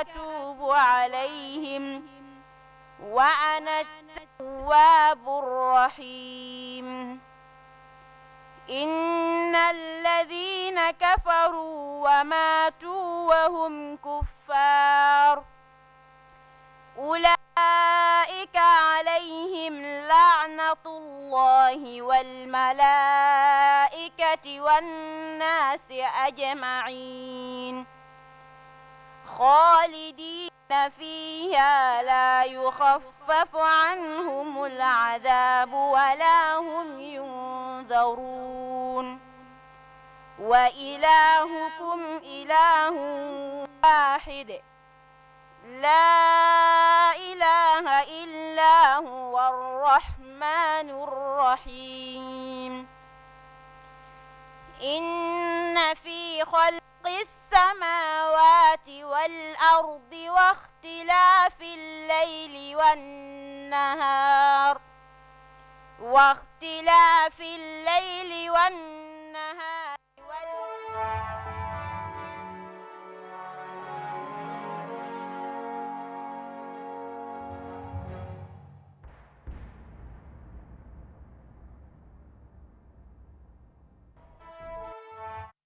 Assalamu alaikum badingol milikan jibe ngal kontong GRTS anin television kotengol milikan jibe Gambia Banko Kanjang anin radio private radio ni community radio station mi bebe Gambia kono jang kontondi robe bolale jang ala COVID-19 sensitization forum min nkanata le jang wato wata nyin tembe ngala alnal badi male mama JB nimel be steering walen Mr. Aruna Jaloti mimbota nang Minister of Health ila COVID testing lab be daminto ani Safi Abia ati fana mbota dula kelengol to bari jannin kacabe dunna dron ambe bulala alniye nyokonto Aruna eni badi ngol nyokonto jannin be dunna kaca kono be ya assalamu alaikum Gambia badingol Mama mi volto long Haruna S. Jaloti be do ko Ministry of Health and National Public Health Lab ilka corona testing ke okay Safi assalamu alaikum badi mandin cool balbe kontonna al tournal kontola nte Safi Abialeti fanam be do ko kam under the Ministry of Health National Public Health Lab COVID testing ka kedame. Okay. Comme aliamo nyami alnal badi male mama jay bi kachami munti awlen COVID-19 testing sample anin sample collection anin fanan joro mi yalonko ikake COVID-19 testing dulani bi wolen kacha kumoti ambe yamu fanan kela wala kacha fanan kela mimbe dending ku ko tan la mi yalonko abe surale COVID-19 testing lela anin sample lo mi ka collect hani fo kata joro la aruna be nale mole kacha kono ka damuta isaje kacha nyi sifanu Okay, assalamu alaikum Gambia Badin once again. Okay, mama ye come here call me for me be memo sababoti jam wolong coming ka franfansin di anin ka coin di mole coming testing dula ka kedaming and then aka wati jileta non sa andum be mol yel advice no la pour time o minna especially milialan ko be tama ko to ke tarista ma silokan comme ka fo e wato mi yalan ko wala wato bete ata pour e marieta yela sample o collect okay the minister of health milialan ko coming Gambia safa ko testing corona sample kata aka ta Gambia kartangol be la Gambia be kono especially comme milbe l'hôpital to bari wobo ko mol de milialan ko comme niatari bi sasata ni atari sasata o yaje ko e balo comme ma understand o ya e be mira kam fo nga corona soro bang understand because mols bi hani toto la signakil mol sa ko corona so ni man life an sida no l'hôpital to ande o yata corona test mol ka sample ta da me yatande mol la ko ndede man lam fanna son lafta ka corona test yo o mo karado lati bare karado fana bi je mi yalan ko tamalal long so what tamalal nga place fulale soto mi yalon ko don sanka sample taje wolon independent stadium moto aning turntable nita turntable around petroleum house don san nyimu site fulale mi yalon ko ka sample taje okay ni atari be tamola de be mi advice la o ka yamari mo la wolon tilifula 48 hours janni mari be travel la pour yeta yela sample ta dalilo mi yakene mol ko 48 hours even though banko dol bije milianon ko itel kafa ko within 24 hours of enkoten wol dol bije ngalon ne bankol milianon ko e kawndi andu nga ferol to lembe wala ko wol kala nyame bari apart from that nyin tilifulo ya de mol ko jannin tilifula te jani be tamala akira ngom 72 hours so but 48 hours jani te be travel la yeta yela sample ta okay ni yela sample ta manke ko ite testa lungne ka sample ta anin ka sasa nyi fon jibe fa be la fon men o fartale yeah so ni yela sample ta lumena yo o lung insa design pour ka test o sudo nga minke gambe mo atata bankol kono yanta bankol milialon ko nka tribal all men janning 24 hours e mari kela result so no yo so mfan le ngaje mfan le pour ka banku dingol dema pour ka gambenol dema pour ka tamalal dema don sam pour kanela flight all miss yeah wala intel fana ngaji be mfambul ka ko sign suto nga wuli bang intel kan ngam fan sas pour ko suto nga tesiro ke suto yo amanke ko molle mol pousa la kake bari ngaje ko comme banku ni yakan anin ka kana banku dingol dema don sa wala kin ngawoke yeah so maybe in silo kuma yata baki aduna safi testing yin ko min ya fo nyami 48 hours len janni mari katama because nyum fa mi ya gena de dia mo siande volantama la milyalo ko katama ni pareta kata ni sita last minute ya fo yenata testing la ite ya fo la results ye finda adu ite dam manke tamalal ka siya bake milka yin testing ikasulala mama yetto nyale fo tamalal ka siya bake anin do ko fana man sonia ko mulka mira sonia ta nyame because Gambia ntolka PCR leke pull tamalal other countries ika RDT leke but most sate jama ika PCR results so le nyininka and nim PCR results so janni ka generate aka time letter nim mol bota filoto sample collection wala ika nati nang laboto follow aka ta reception team to woli ya jibe ka jibe for information o yemin di public health officer la fa adunta system otole coming for asynchronized ni woji beta fo pareta den lab team yena la do ko dati ani wodo ko fanan addo ko man ke do ku tariyare ngoti aman ke do ku soneyare ngoti jama ka tara lori isingolto for hours jannabe parela at most akata for 7 hours janni ibe results killing fintindila wala 96 samples results ibe min fintila and in that 96 plate auto amanke abeti positive and negative control fanam be jelto so ni ajibe ni like 400 mol soto min nyanta katama wala 350 or 500 people aka time tale can you imagine how many hours ibe wala kala fo wonyim plate sol be finti and ni nyim plate sol fanam fintita abukat finti doron ay di wonyam aka ta unit dolto wolya dundi system o kono ka synchronize ko tenke ka jibe fo na be dunta nyama fa be synchronize tale face ala printing se soneya pour mol mil sola tela result sola ya soto so ala process o manke ku soneya ngoti an aka time tale bake wala tinna comme harna ya fo nyamen nga fo mol ye fintina njuna yena testing ke because nyimu do koleti anin hadama dingo sa mistake o soto no machine o se problème o soto no so ni machine o e problème o soto repeat no a maria soto janning abe tamala bari ni nata last minute problème o keta killing ila result so nyanta ka repeat ko teke be la flight lose la for because of war inko moli na fintina njuna comme harna ya fo nyame fanan there are certain countries mi yalon ko ka fole specifically 24 hours wol fanan nka jibele ka kudol ke milia lonko ibe wo exact time o sotola ni futata itol fanan kata dame te problem o sotola okay ko mayata bake aruna ba fala molene testing center ibe mintole banko kanjan okay comme nga fo nyame testing center do milian ko pour tamalal or be baka independence stadium and then aning turntable so bari time wala fana bije yon san molbe mol fengla comme ye futa je time minna okay first public health officer katarije milian ko wolle kela eke tota yon san ila wulu san yon san ani be sabat riminte la telephone number nyin information ko mata baake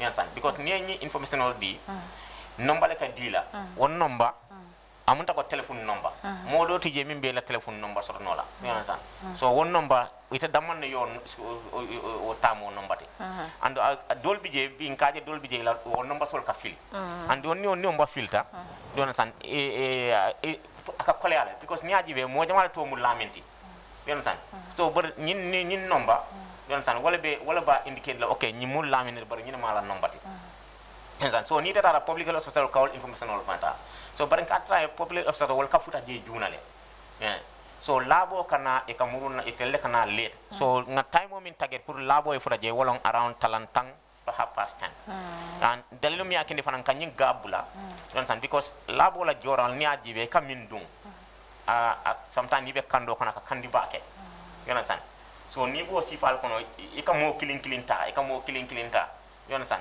ya ajibe fana be pipi il jelle change la don san because ni atari public officer mo kilinta ka time tale janna mo kilinta wo labo atariata pour ntel ngam mo jamata sample ta within maybe 30 minutes don san dan public officer will be information on min dun la computer kono because fana ka internet wala ta so ni o internet o ni o dundi information kono labo e sample ta e ka number dila so wo information o min dita comme nyin kunu nga isu min soro yon san ni atari nyilma internet o soto ila ikela information o damen e buka dundi no system o kono so na man dun system o kono ndella labu nana tal lab nka koleya soto jele because nka decide le pour ka sample o nyin test don san par ni wato information o man synchronize system o kono electronically na labo don telta jeno la ko okay nyimu karleti so dolbi je comme kono milio isul soro netan priya onda sana manke labo damman isuti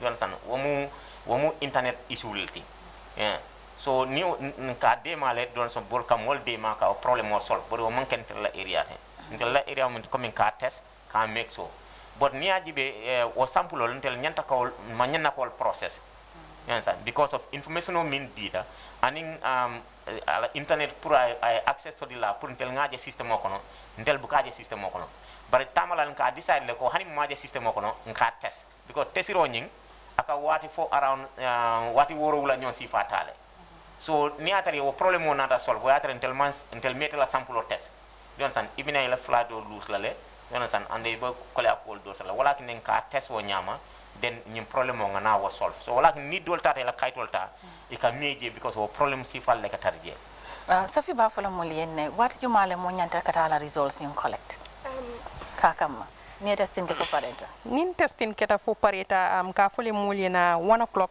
ni 1 sita kata santo ikadol jele na sumanda juno yena si o time amam pari pour ka bali wala mo liena pak je dol ite regulation wala man sakunda la regulation ye min landi pour covid ita kela mulbe siari mul kono wala nanka fu by 1 o'clock mulina ni 1 o'clock sita ni mul nata mobe ya la recito di ya samba kono to printing watar printing starta muli la result so soto kata bari before 1 nka fu muli unless and until it is extreme emergency nyim mumunte wolem nyanta kata through Dakar and ni sita for 1 ibe la flight o lose lale wala inyanta ka transit sotole wala ila flight ya change le inyanta kata instead of fularo all of a sudden inyanta kata somanda for these people ke mako ile ke la result so fintinang pour ya soto ikani la flight o lose but apart from ñunul with special cases milialon ko fok ni me mako yi atebete yala then everybody comes at 1 o'clock yela result so ta sa ni ka result ni ka dila akanale in ata nyami nyo nyata nyo nyala nyami akana wala nyama bam fodum akakenya dile ka dile random most of times ni nata comme momol min lata follow ika wala people be tale ya dundi nyola nam 10 people by 1 10 people or 20 or 30 people lebeje ike bela PayPal tale bari nim PayPal tata abukata straight laboto akata dulal te pulika min confirmation ka start lel process o ka start confirmation wala receipts yeminta with covid numbers ika wolle samba ya dundi system o ko ya confirm fo payment o ketale yela receipt number safe system o kono then printing yenake so nata nyameng aset akat di wala nyama nim baacho min force nata yel wol bela receipt ota ni ba print like wol bela receipt wole print out ya fintina unless na keta ko mobe ikono mi ya lonko i positive ta ibu kela result so fintindi banda ike tat landi karale ye kumandi after ya foye o na keta ko comme harna ya fo nyame ila detal man sync then ifanang ika delay soto jele because ibuga ila result so buka print no out at that time ik fok ya sort out faade dun system o kono den yana print out time o min closing kake wolem fanang 6 o'clock ika tara jele for 6 o'clock janimbe closing kela but 1 o'clock is the receiving time for 6 ya foko ni mo positive ta ya long obviously wo bala flight miss lal anni won simfal kake nyaadile RRT wolem department doti mi golle ka wol ala kol topoto mostly ke commandele council yela status of way then Red Cross gayole na ye samba treatment center to bari wo fanan ika ma koy rokele bari ni positive tay ike ma koy le pull ila airline would ye inform so that ila flight would do ya lose le because of nyinem pour ikani fo ila kudola okay ika wo fanan kele okay na ye ko de ko fanin joro samina aruna bafara joro jellu la ka ke joro te mo ni min ka lafta ka testing ke for example ni atra mari mo tamalalete ibe jelle jola animi ya lonko wala lafta testing ne kala don pour kala status lo o nyanta jelle kala o nyanta jola jelle jola fodum is the same fee mi alon ko mo be nyanta wala jola joro be nyade mama ela o nyini karo akumata bake so momo yalon ko nyanta tamala e ka 2000 wala wuli fula kemelulu e nyanta wala jola about $50 so e nyanta wala jola and man sakunda e min nati wolon na manke sojar wolti yona san wol damman ne exemple kana joroke na tambita wala hanintel min be do ko wala jefan fonsi authorization or soto pour na permanent secretary ka tandi molla e mol exemple yeah so ni atare man exemption or soto ka foko okay al nyim fenke don tam from a permanent secretary ala bulaje don san momo be nyanta jolale whether keta diplomati or any other person e nyanta jolale so ne abota je million ko komi isasata o e lafta lonna foye corona soto fo man corona soto wol jorite je mi ye joro fanan nati wolon certificate oti yensan because ika certificate o le ni ya jebe man sakunda ya beke testing beke friti hani atari Senegal jangodo del fanka complain mona kini banku dol ba jo kan hani sa tellement joro commencé andon ka bagas wala use yo but ni ajibe joro nyin nata tele men wolon coming ni ajibe eka katre use le eka inko use le you understand and then internet be used. So the resources that are involved, you understand, at least is reasonable enough for more your job because nita banko dol take a kodo menjo atambita walale tamalal wali alon ya banko dol bije ani serel yo ngami mo ni be finti kan ibajola ni be dunka ibajola so andun mo milialon ko be dunkam banko kan jan milialon ko be bokan tamul le kana jang you understand wol ibuka jo you understand and wol fana ni nata nka testo kele bon ni testo kene nga sain coming ibuke e mendi o nyama ko loto so ni ngela sample ta dron don san ke bulale don san den eta so wol buka fenjo sa certificate o ni tara mi betama kan wala ka certificate ikajo o fo mi alon ko ordinary citizen ni alon ko man trata maka wo fana nyanda certificate jo hani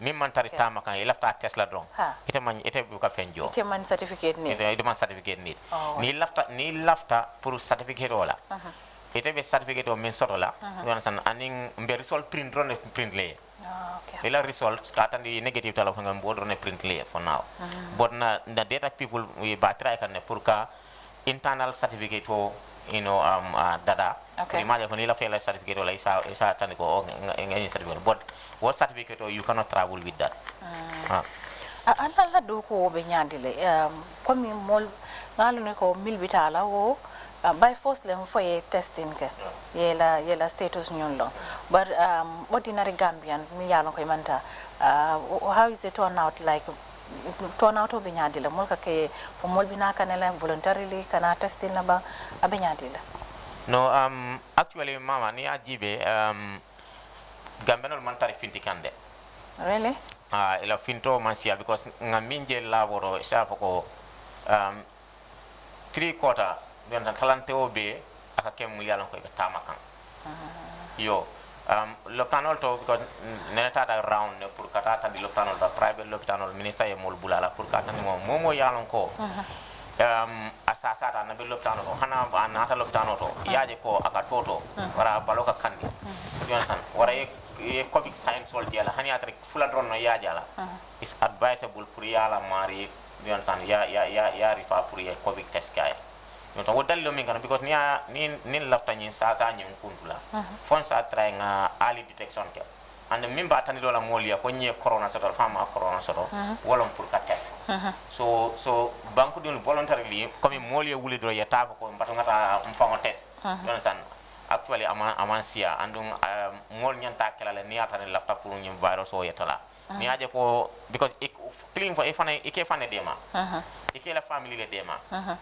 ansan ini mosi tarno isuo kono je miyalon ko kebalon yon san andung ay diabetic soto wala hypertension soto so itela bala sojarol wol si virus o nyin fight no nyame nyin dola bala sojarol mo wose mo soto so ni ajibe pour ni aje ko e fan detect demanding do ye ku signs and symptoms kula solo don I try by all means ye fan test you know because nyi muita fauna de marolati okay ye bala sojar ko fo jefa it's important pour molya along fanango milia lonko they have chronic illnesses milboko ko hypertension diabetes and asthma those are COVID-19 related illnesses mi yalan ko ol fana ni lafta testing kala ibitala ibekela nyadi le ibitala le bakaw ani stadium wala kotu o fay dulala sure okay nga timo do so ni ajibet janna kombo janna ma fanna nga misro nga team sabale set so what team sabo every somanda kanyim team saba wulindi mota saba ke tiga so team killing kata stadium moto team killing eta turntable den nga team o so mi yalon ko akata sata kono par ñin team o min kata sata kono akata molle ya milan ko they are contacts of positive case coming e badi mo positive tale don san and then if an lafta ka test for positive for man positive okay muna kendi ka okay because mbokala fi wol milan ko suspecta geta stadium moto o turntable ini mole dunyo kono je million ko wol man corona sodo you understand so wasifal kate bandi yale ani mo million ko komi isa sata bake you understand and then ila taje abe batando le o mantano lopitano to but if only a suspect ko ila fta corona komi million ko okay safa ko maybe ila njurtale wala kudole so in tawol kanawol bayni bar ñin timo manke ko komi you know comme yaaje ko nga place bale soto o fen ko te yemol kumande pour tarane minala wotale because wo fanan kumata bakile safi minala wotale me wo kachala because wo fana issue raise jana ka a lot of noise cause le bari amba fula badi on le ko nimi lafta bulala programme to isin call 945 7990 945 7990 945 7990 nimi lafta call kala don idaibola programme on into safi okuma yatale de because molka fole dolmi yalon ko ipri yalon ke masakundala wala palasitiyol wala koditiyol e bukata COVID-19 test ke katala do certificate woni do ka kodolo jo e certificate woni tado yeta o fanang dia mo siatale ani fanam lialo ko ka foko corruption wala dunta ko woni kono because dol bije ikana ka kodo jo isaje la resource findi jona ko mi nga fo nyamin dol ika kodolo jo pour certificate ñu soto mama yemi fo jakalo wartal bake to nyalem mol man killing and alale mol dawo nyama bari with covid testing comme harna ya fo nyamen ni mu travelate mo manyen ni tarle ya nyen takata travelal be damen be mol be dani la wala ila maka mo siata nyaawo nya ila place o siata nyaawo nya ali mol ma koy na loi noma ngata dulal to na mingfo wala ida independent stadium ti wala turntable auto pour na do ko finance soneya because ka sampulol min collect je specifically for travelers caller be line auto hello caller hello assalamu alaikum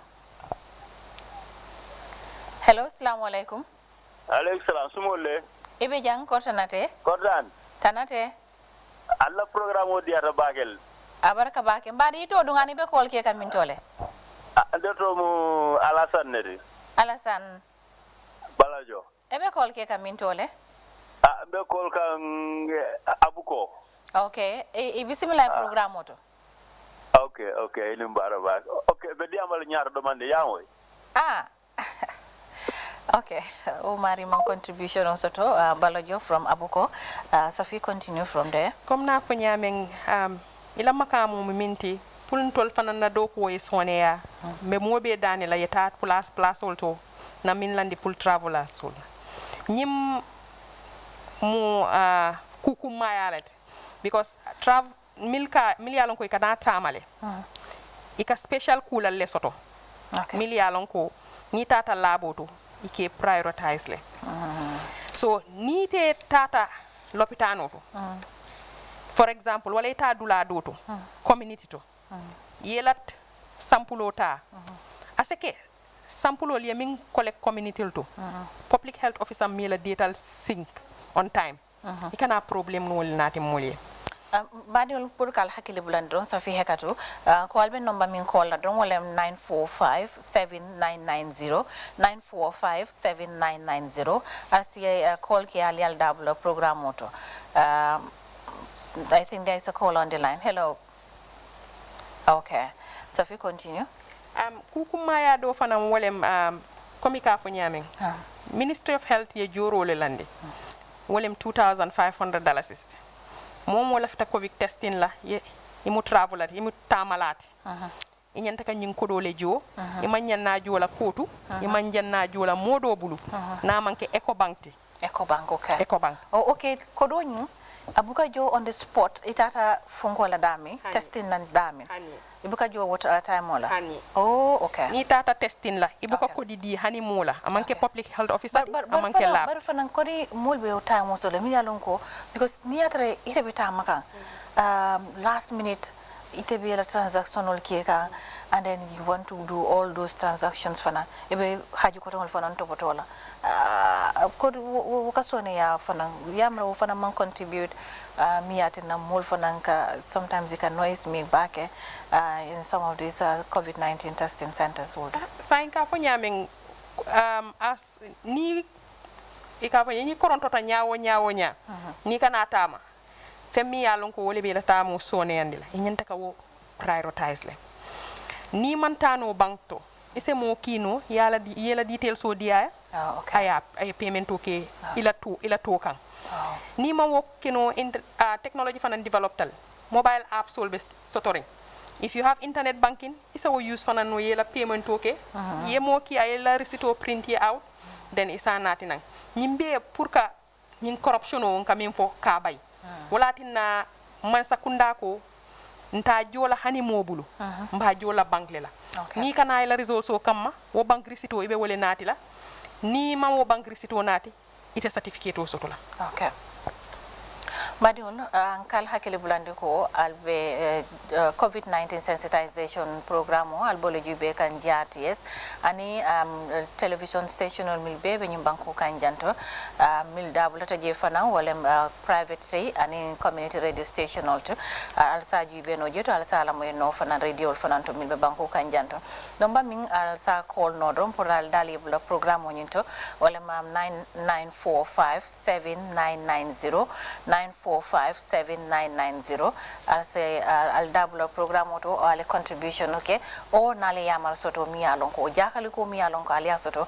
pour program o nyinto mimbe dende nyin coronavirus ko la al sanyi nin karno Mr. Aruna noise coming out from Yamin, speculation and all this misconception about COVID-19 as theater back coming out of mol fana ika foko joro budget ngaw fola nu janto at menin karal ko tenke ika fo joro budget to bari joro be nyami ni lafta yela program yela fonko nyis ya taryandi foye dukuroke ha mol ko kuma ba fole ko fole bakel fana nyin COVID-19 testing code altel albe mum fere kulle ke kam pour kaje ko some of these speculations I don't even know how true it is but pour ka bay pour ka ko volta ka bay okay mama odiamo ak nyine karo kumata bake jandi be fenkala mi fola don wolong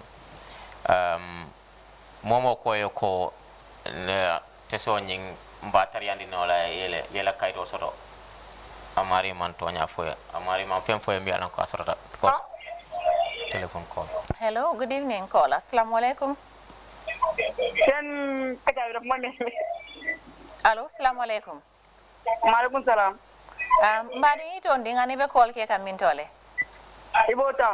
ibota yo ilafte dabula la programme to nde ibota ha ibota ibe call ke kanjele ilafte dabula la programme to okay aboko ko la tatale aboko laino mantara fongarim bake but nalben jube kandron la television screen also comme television station mi bebe banko kanjang botarang JRTS and television ko tengol beto ni radio station ol han fo mil be la moy kam private and community radio la al se nombal mil call no wala 9457990 9457990 bara boko ko wato felenta bin jam faka aruna insi sani andiri ke oto nganana kolya ko fo nam fo just in summary alkamil taki ni testing code.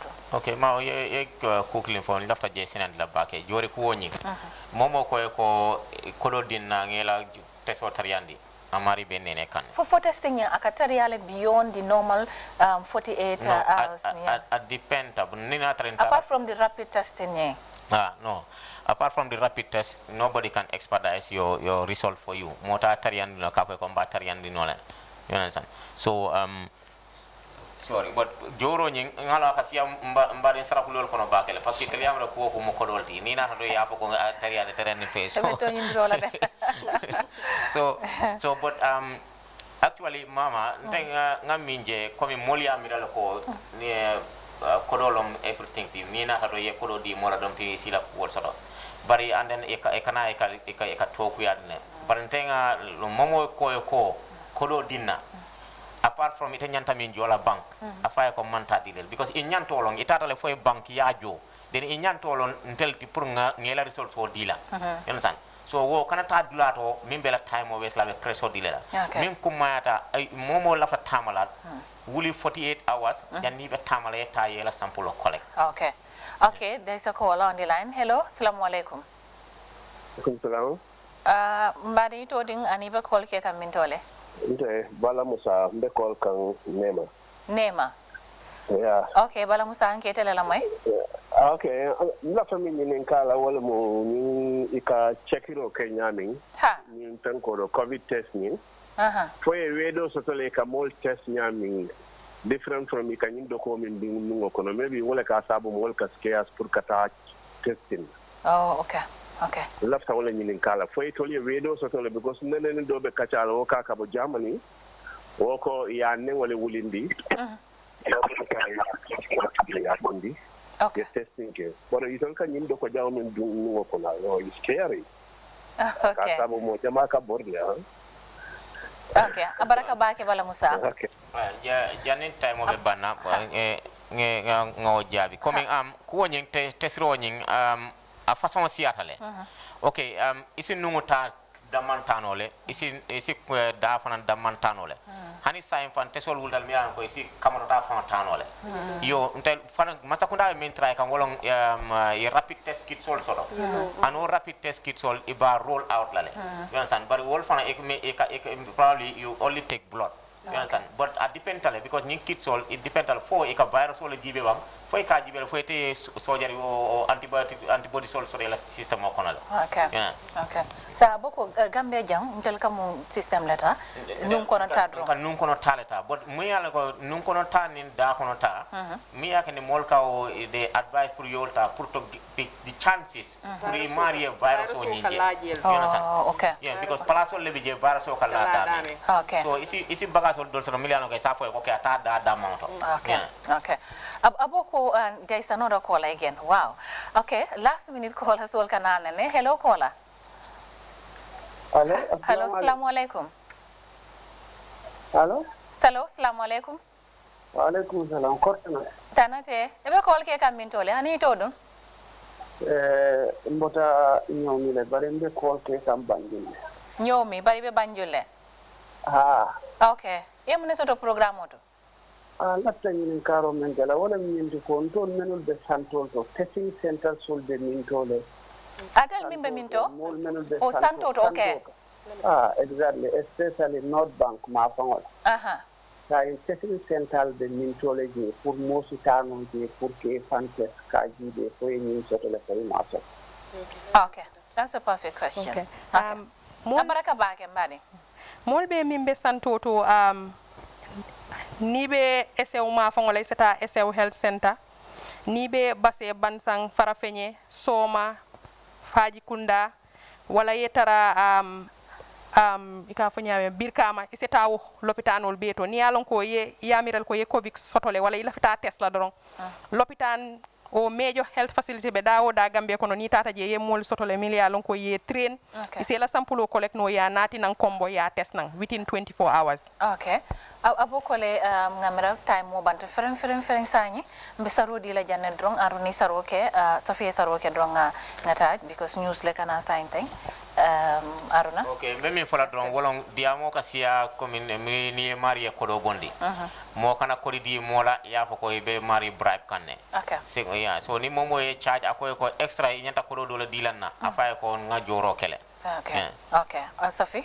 Be mol dani la fana ye finti juna ye tela testo ke ni ye mo soto membe sasaren so kono ye 1025 call na timo ye nat kal taraje nin resource ta sita fana mol ye na 1 o'clock upwards ni emergency soto ye nyanta kata ita fatata lete wan batula no na kotu ya fo mol ye den ni makoy mbadingolo aliye wala diamu ko mati mi yalon ko nani mol mi ya fajanto aruna ni safi abia aruna jalo ni safi abia mi meden din covid-19 da testing ni na screening and sample collection hani fo anin joro ni alnal badi male mama jey mbe na cameraman o kontonna mbe jeyla anin technical crew ni anin director ni fo wati ko inshallah ala baraka.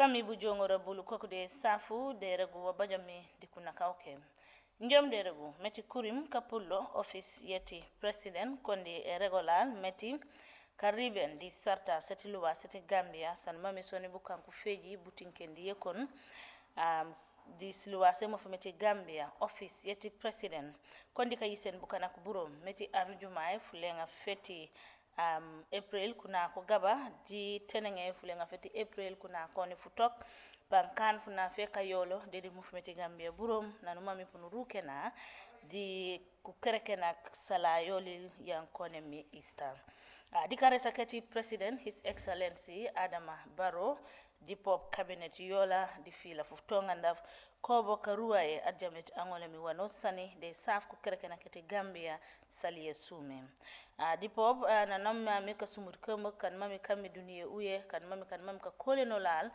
di duniye kone ko coronavirus president narua emite kan emite rambeno lal munu paka de ka sumtoke di ka wahwan mami punu gumbulo duniye burom ko baka woleno lal pop mu ngara wurunga won mami wono ka poyora di usumuto uwe Puroja puja be kalim saketi ku député nanu mami ku député kollal ko boka jikere di loi yanu mami kone national accreditation and quality assurance kajupe kone naga kopo loi yolil kunoke noke yo nan mami ko boka ningulore di ka jike di lok ngewe di fudo fan mami fan ko kane to di kalim saketi ku député luwai pop yan mam yo ye ken mukana meti tule kone petroleum commission bill yo pop tang enya ko baka ningulore nan mam ku tipe yo be di committee ye kem do di kalim saketi ku député ma be kam ku famman ku ningulore dande ku nento kurim Proja di project yan mami ye Smithsonian futok project ye kujunju mbengaru lanken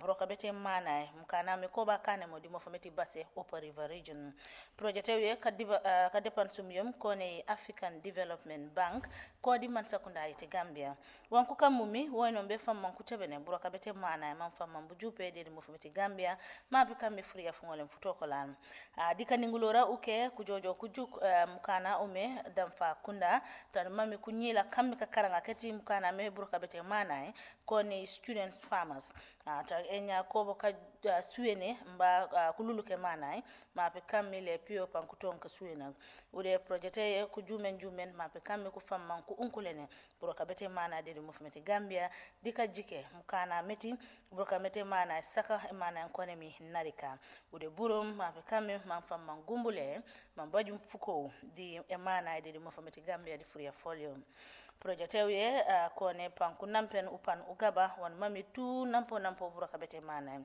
kuwanya kan mami ko mi disile ko la seti e wanye di kurima kolil buke kambe buraka bi kukila kone ude burom junjum be ka teben mukana met buraka man mami akonya ma oli mba aliktene buraka Babakar Sise na isen mambajum fuko mukana me mugaba man mami jolle mi buraka bete mana wana sankene me kaliktana kan komi panku fama kuramene kunyila kolal saka kammi di ka paraketi e wanye mami pop oyno mi di ofse jumi kapanakete wanye di kapanake boba mof mukila Upper River region umankone Mariama Trawale oponanga bangana obe de sal project ye kuroka kolio di poku wanya kunyila kan mami kan kaliktena ketibu kana nane sunde mit ude pankawa wate jo fortune kan mami ko komedi project ye jumi mukana ume ko ko sanken kone project ye ku teben jam fujuma folio pankawa wate karamino la kapanake ka fopak ngon nuja fortune Puroja hani benye tankone mi TRRC kajupe konde puru dikangolen kuisen wabajomi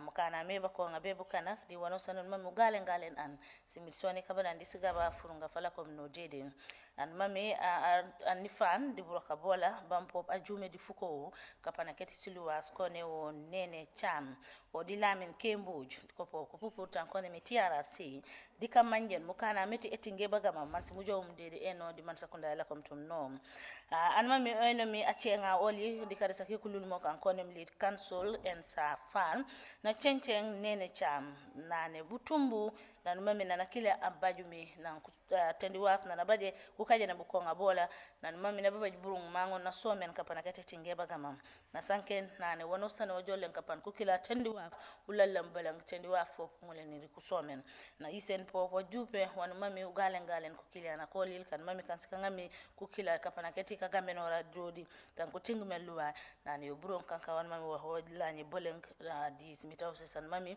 so man sakunda la konto nani la kon dede na isen pop nani kukila kan mami kulikten burakawbe bampo tendi waf ko be kanoke na kumkana mkila wonkone young magistrates mankone lamin kembuj opone isen nani tendi waf di smitaw sigaba kabana ne disigaba kukila burakabolil kungolan kusomen na manko mango meno meti kun tendi waf akila lamin kemboj wana somenum di mukana meti tinge bagama angon talikten to won mampu rambeno famfang proja Gambia Armed Forces kupila pop kutabene juma feti bukana kolil kan mami kandi burokam bedi wankone mi rank dikay sen broka boli balagena ban mamba kurokumi di pop di ejena yolil yanku nemmi puru mo famol lal eja fotuli mukana me ku kankam mo tan koni mi defense headquarters banjum kamatum oyno mi deputy chief of defense staff o di kuroka kolil kan mami ko kontam kapana ke kapoya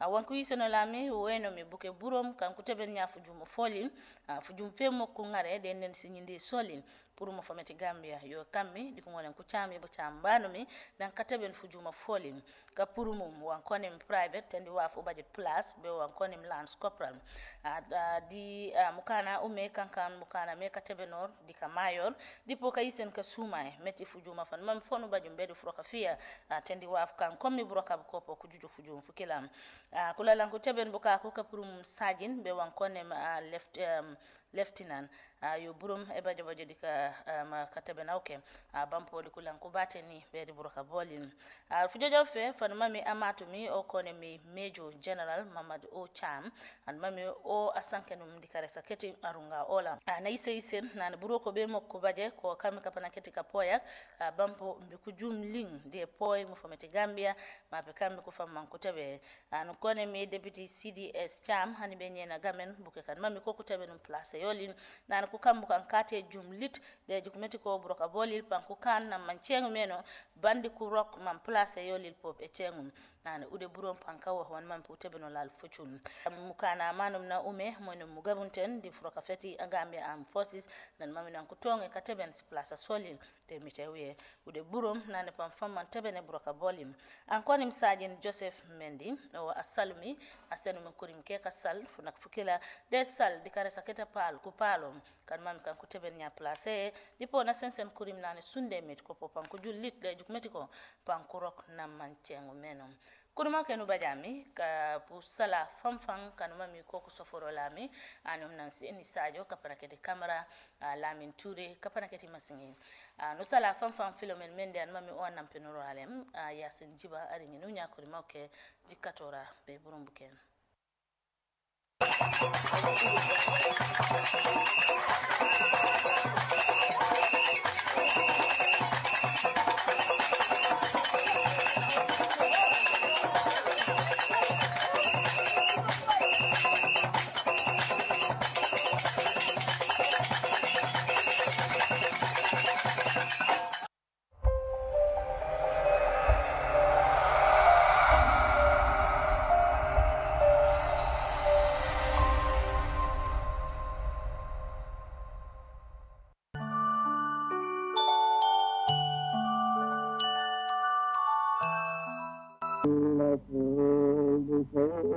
من الخوف والجوع ونقص من الأموال والأنفس والثمرات وبشر الصابرين الذين إذا أصابتهم مصيبة قالوا إنا لله وإنا إليه راجعون إنكم بشيء من الخوف والجوع ونقص من الأموال والأنفس والثمرات وبشر الصابرين الذين إذا أصابتهم مصيبة قالوا إنا لله وإنا إليه راجعون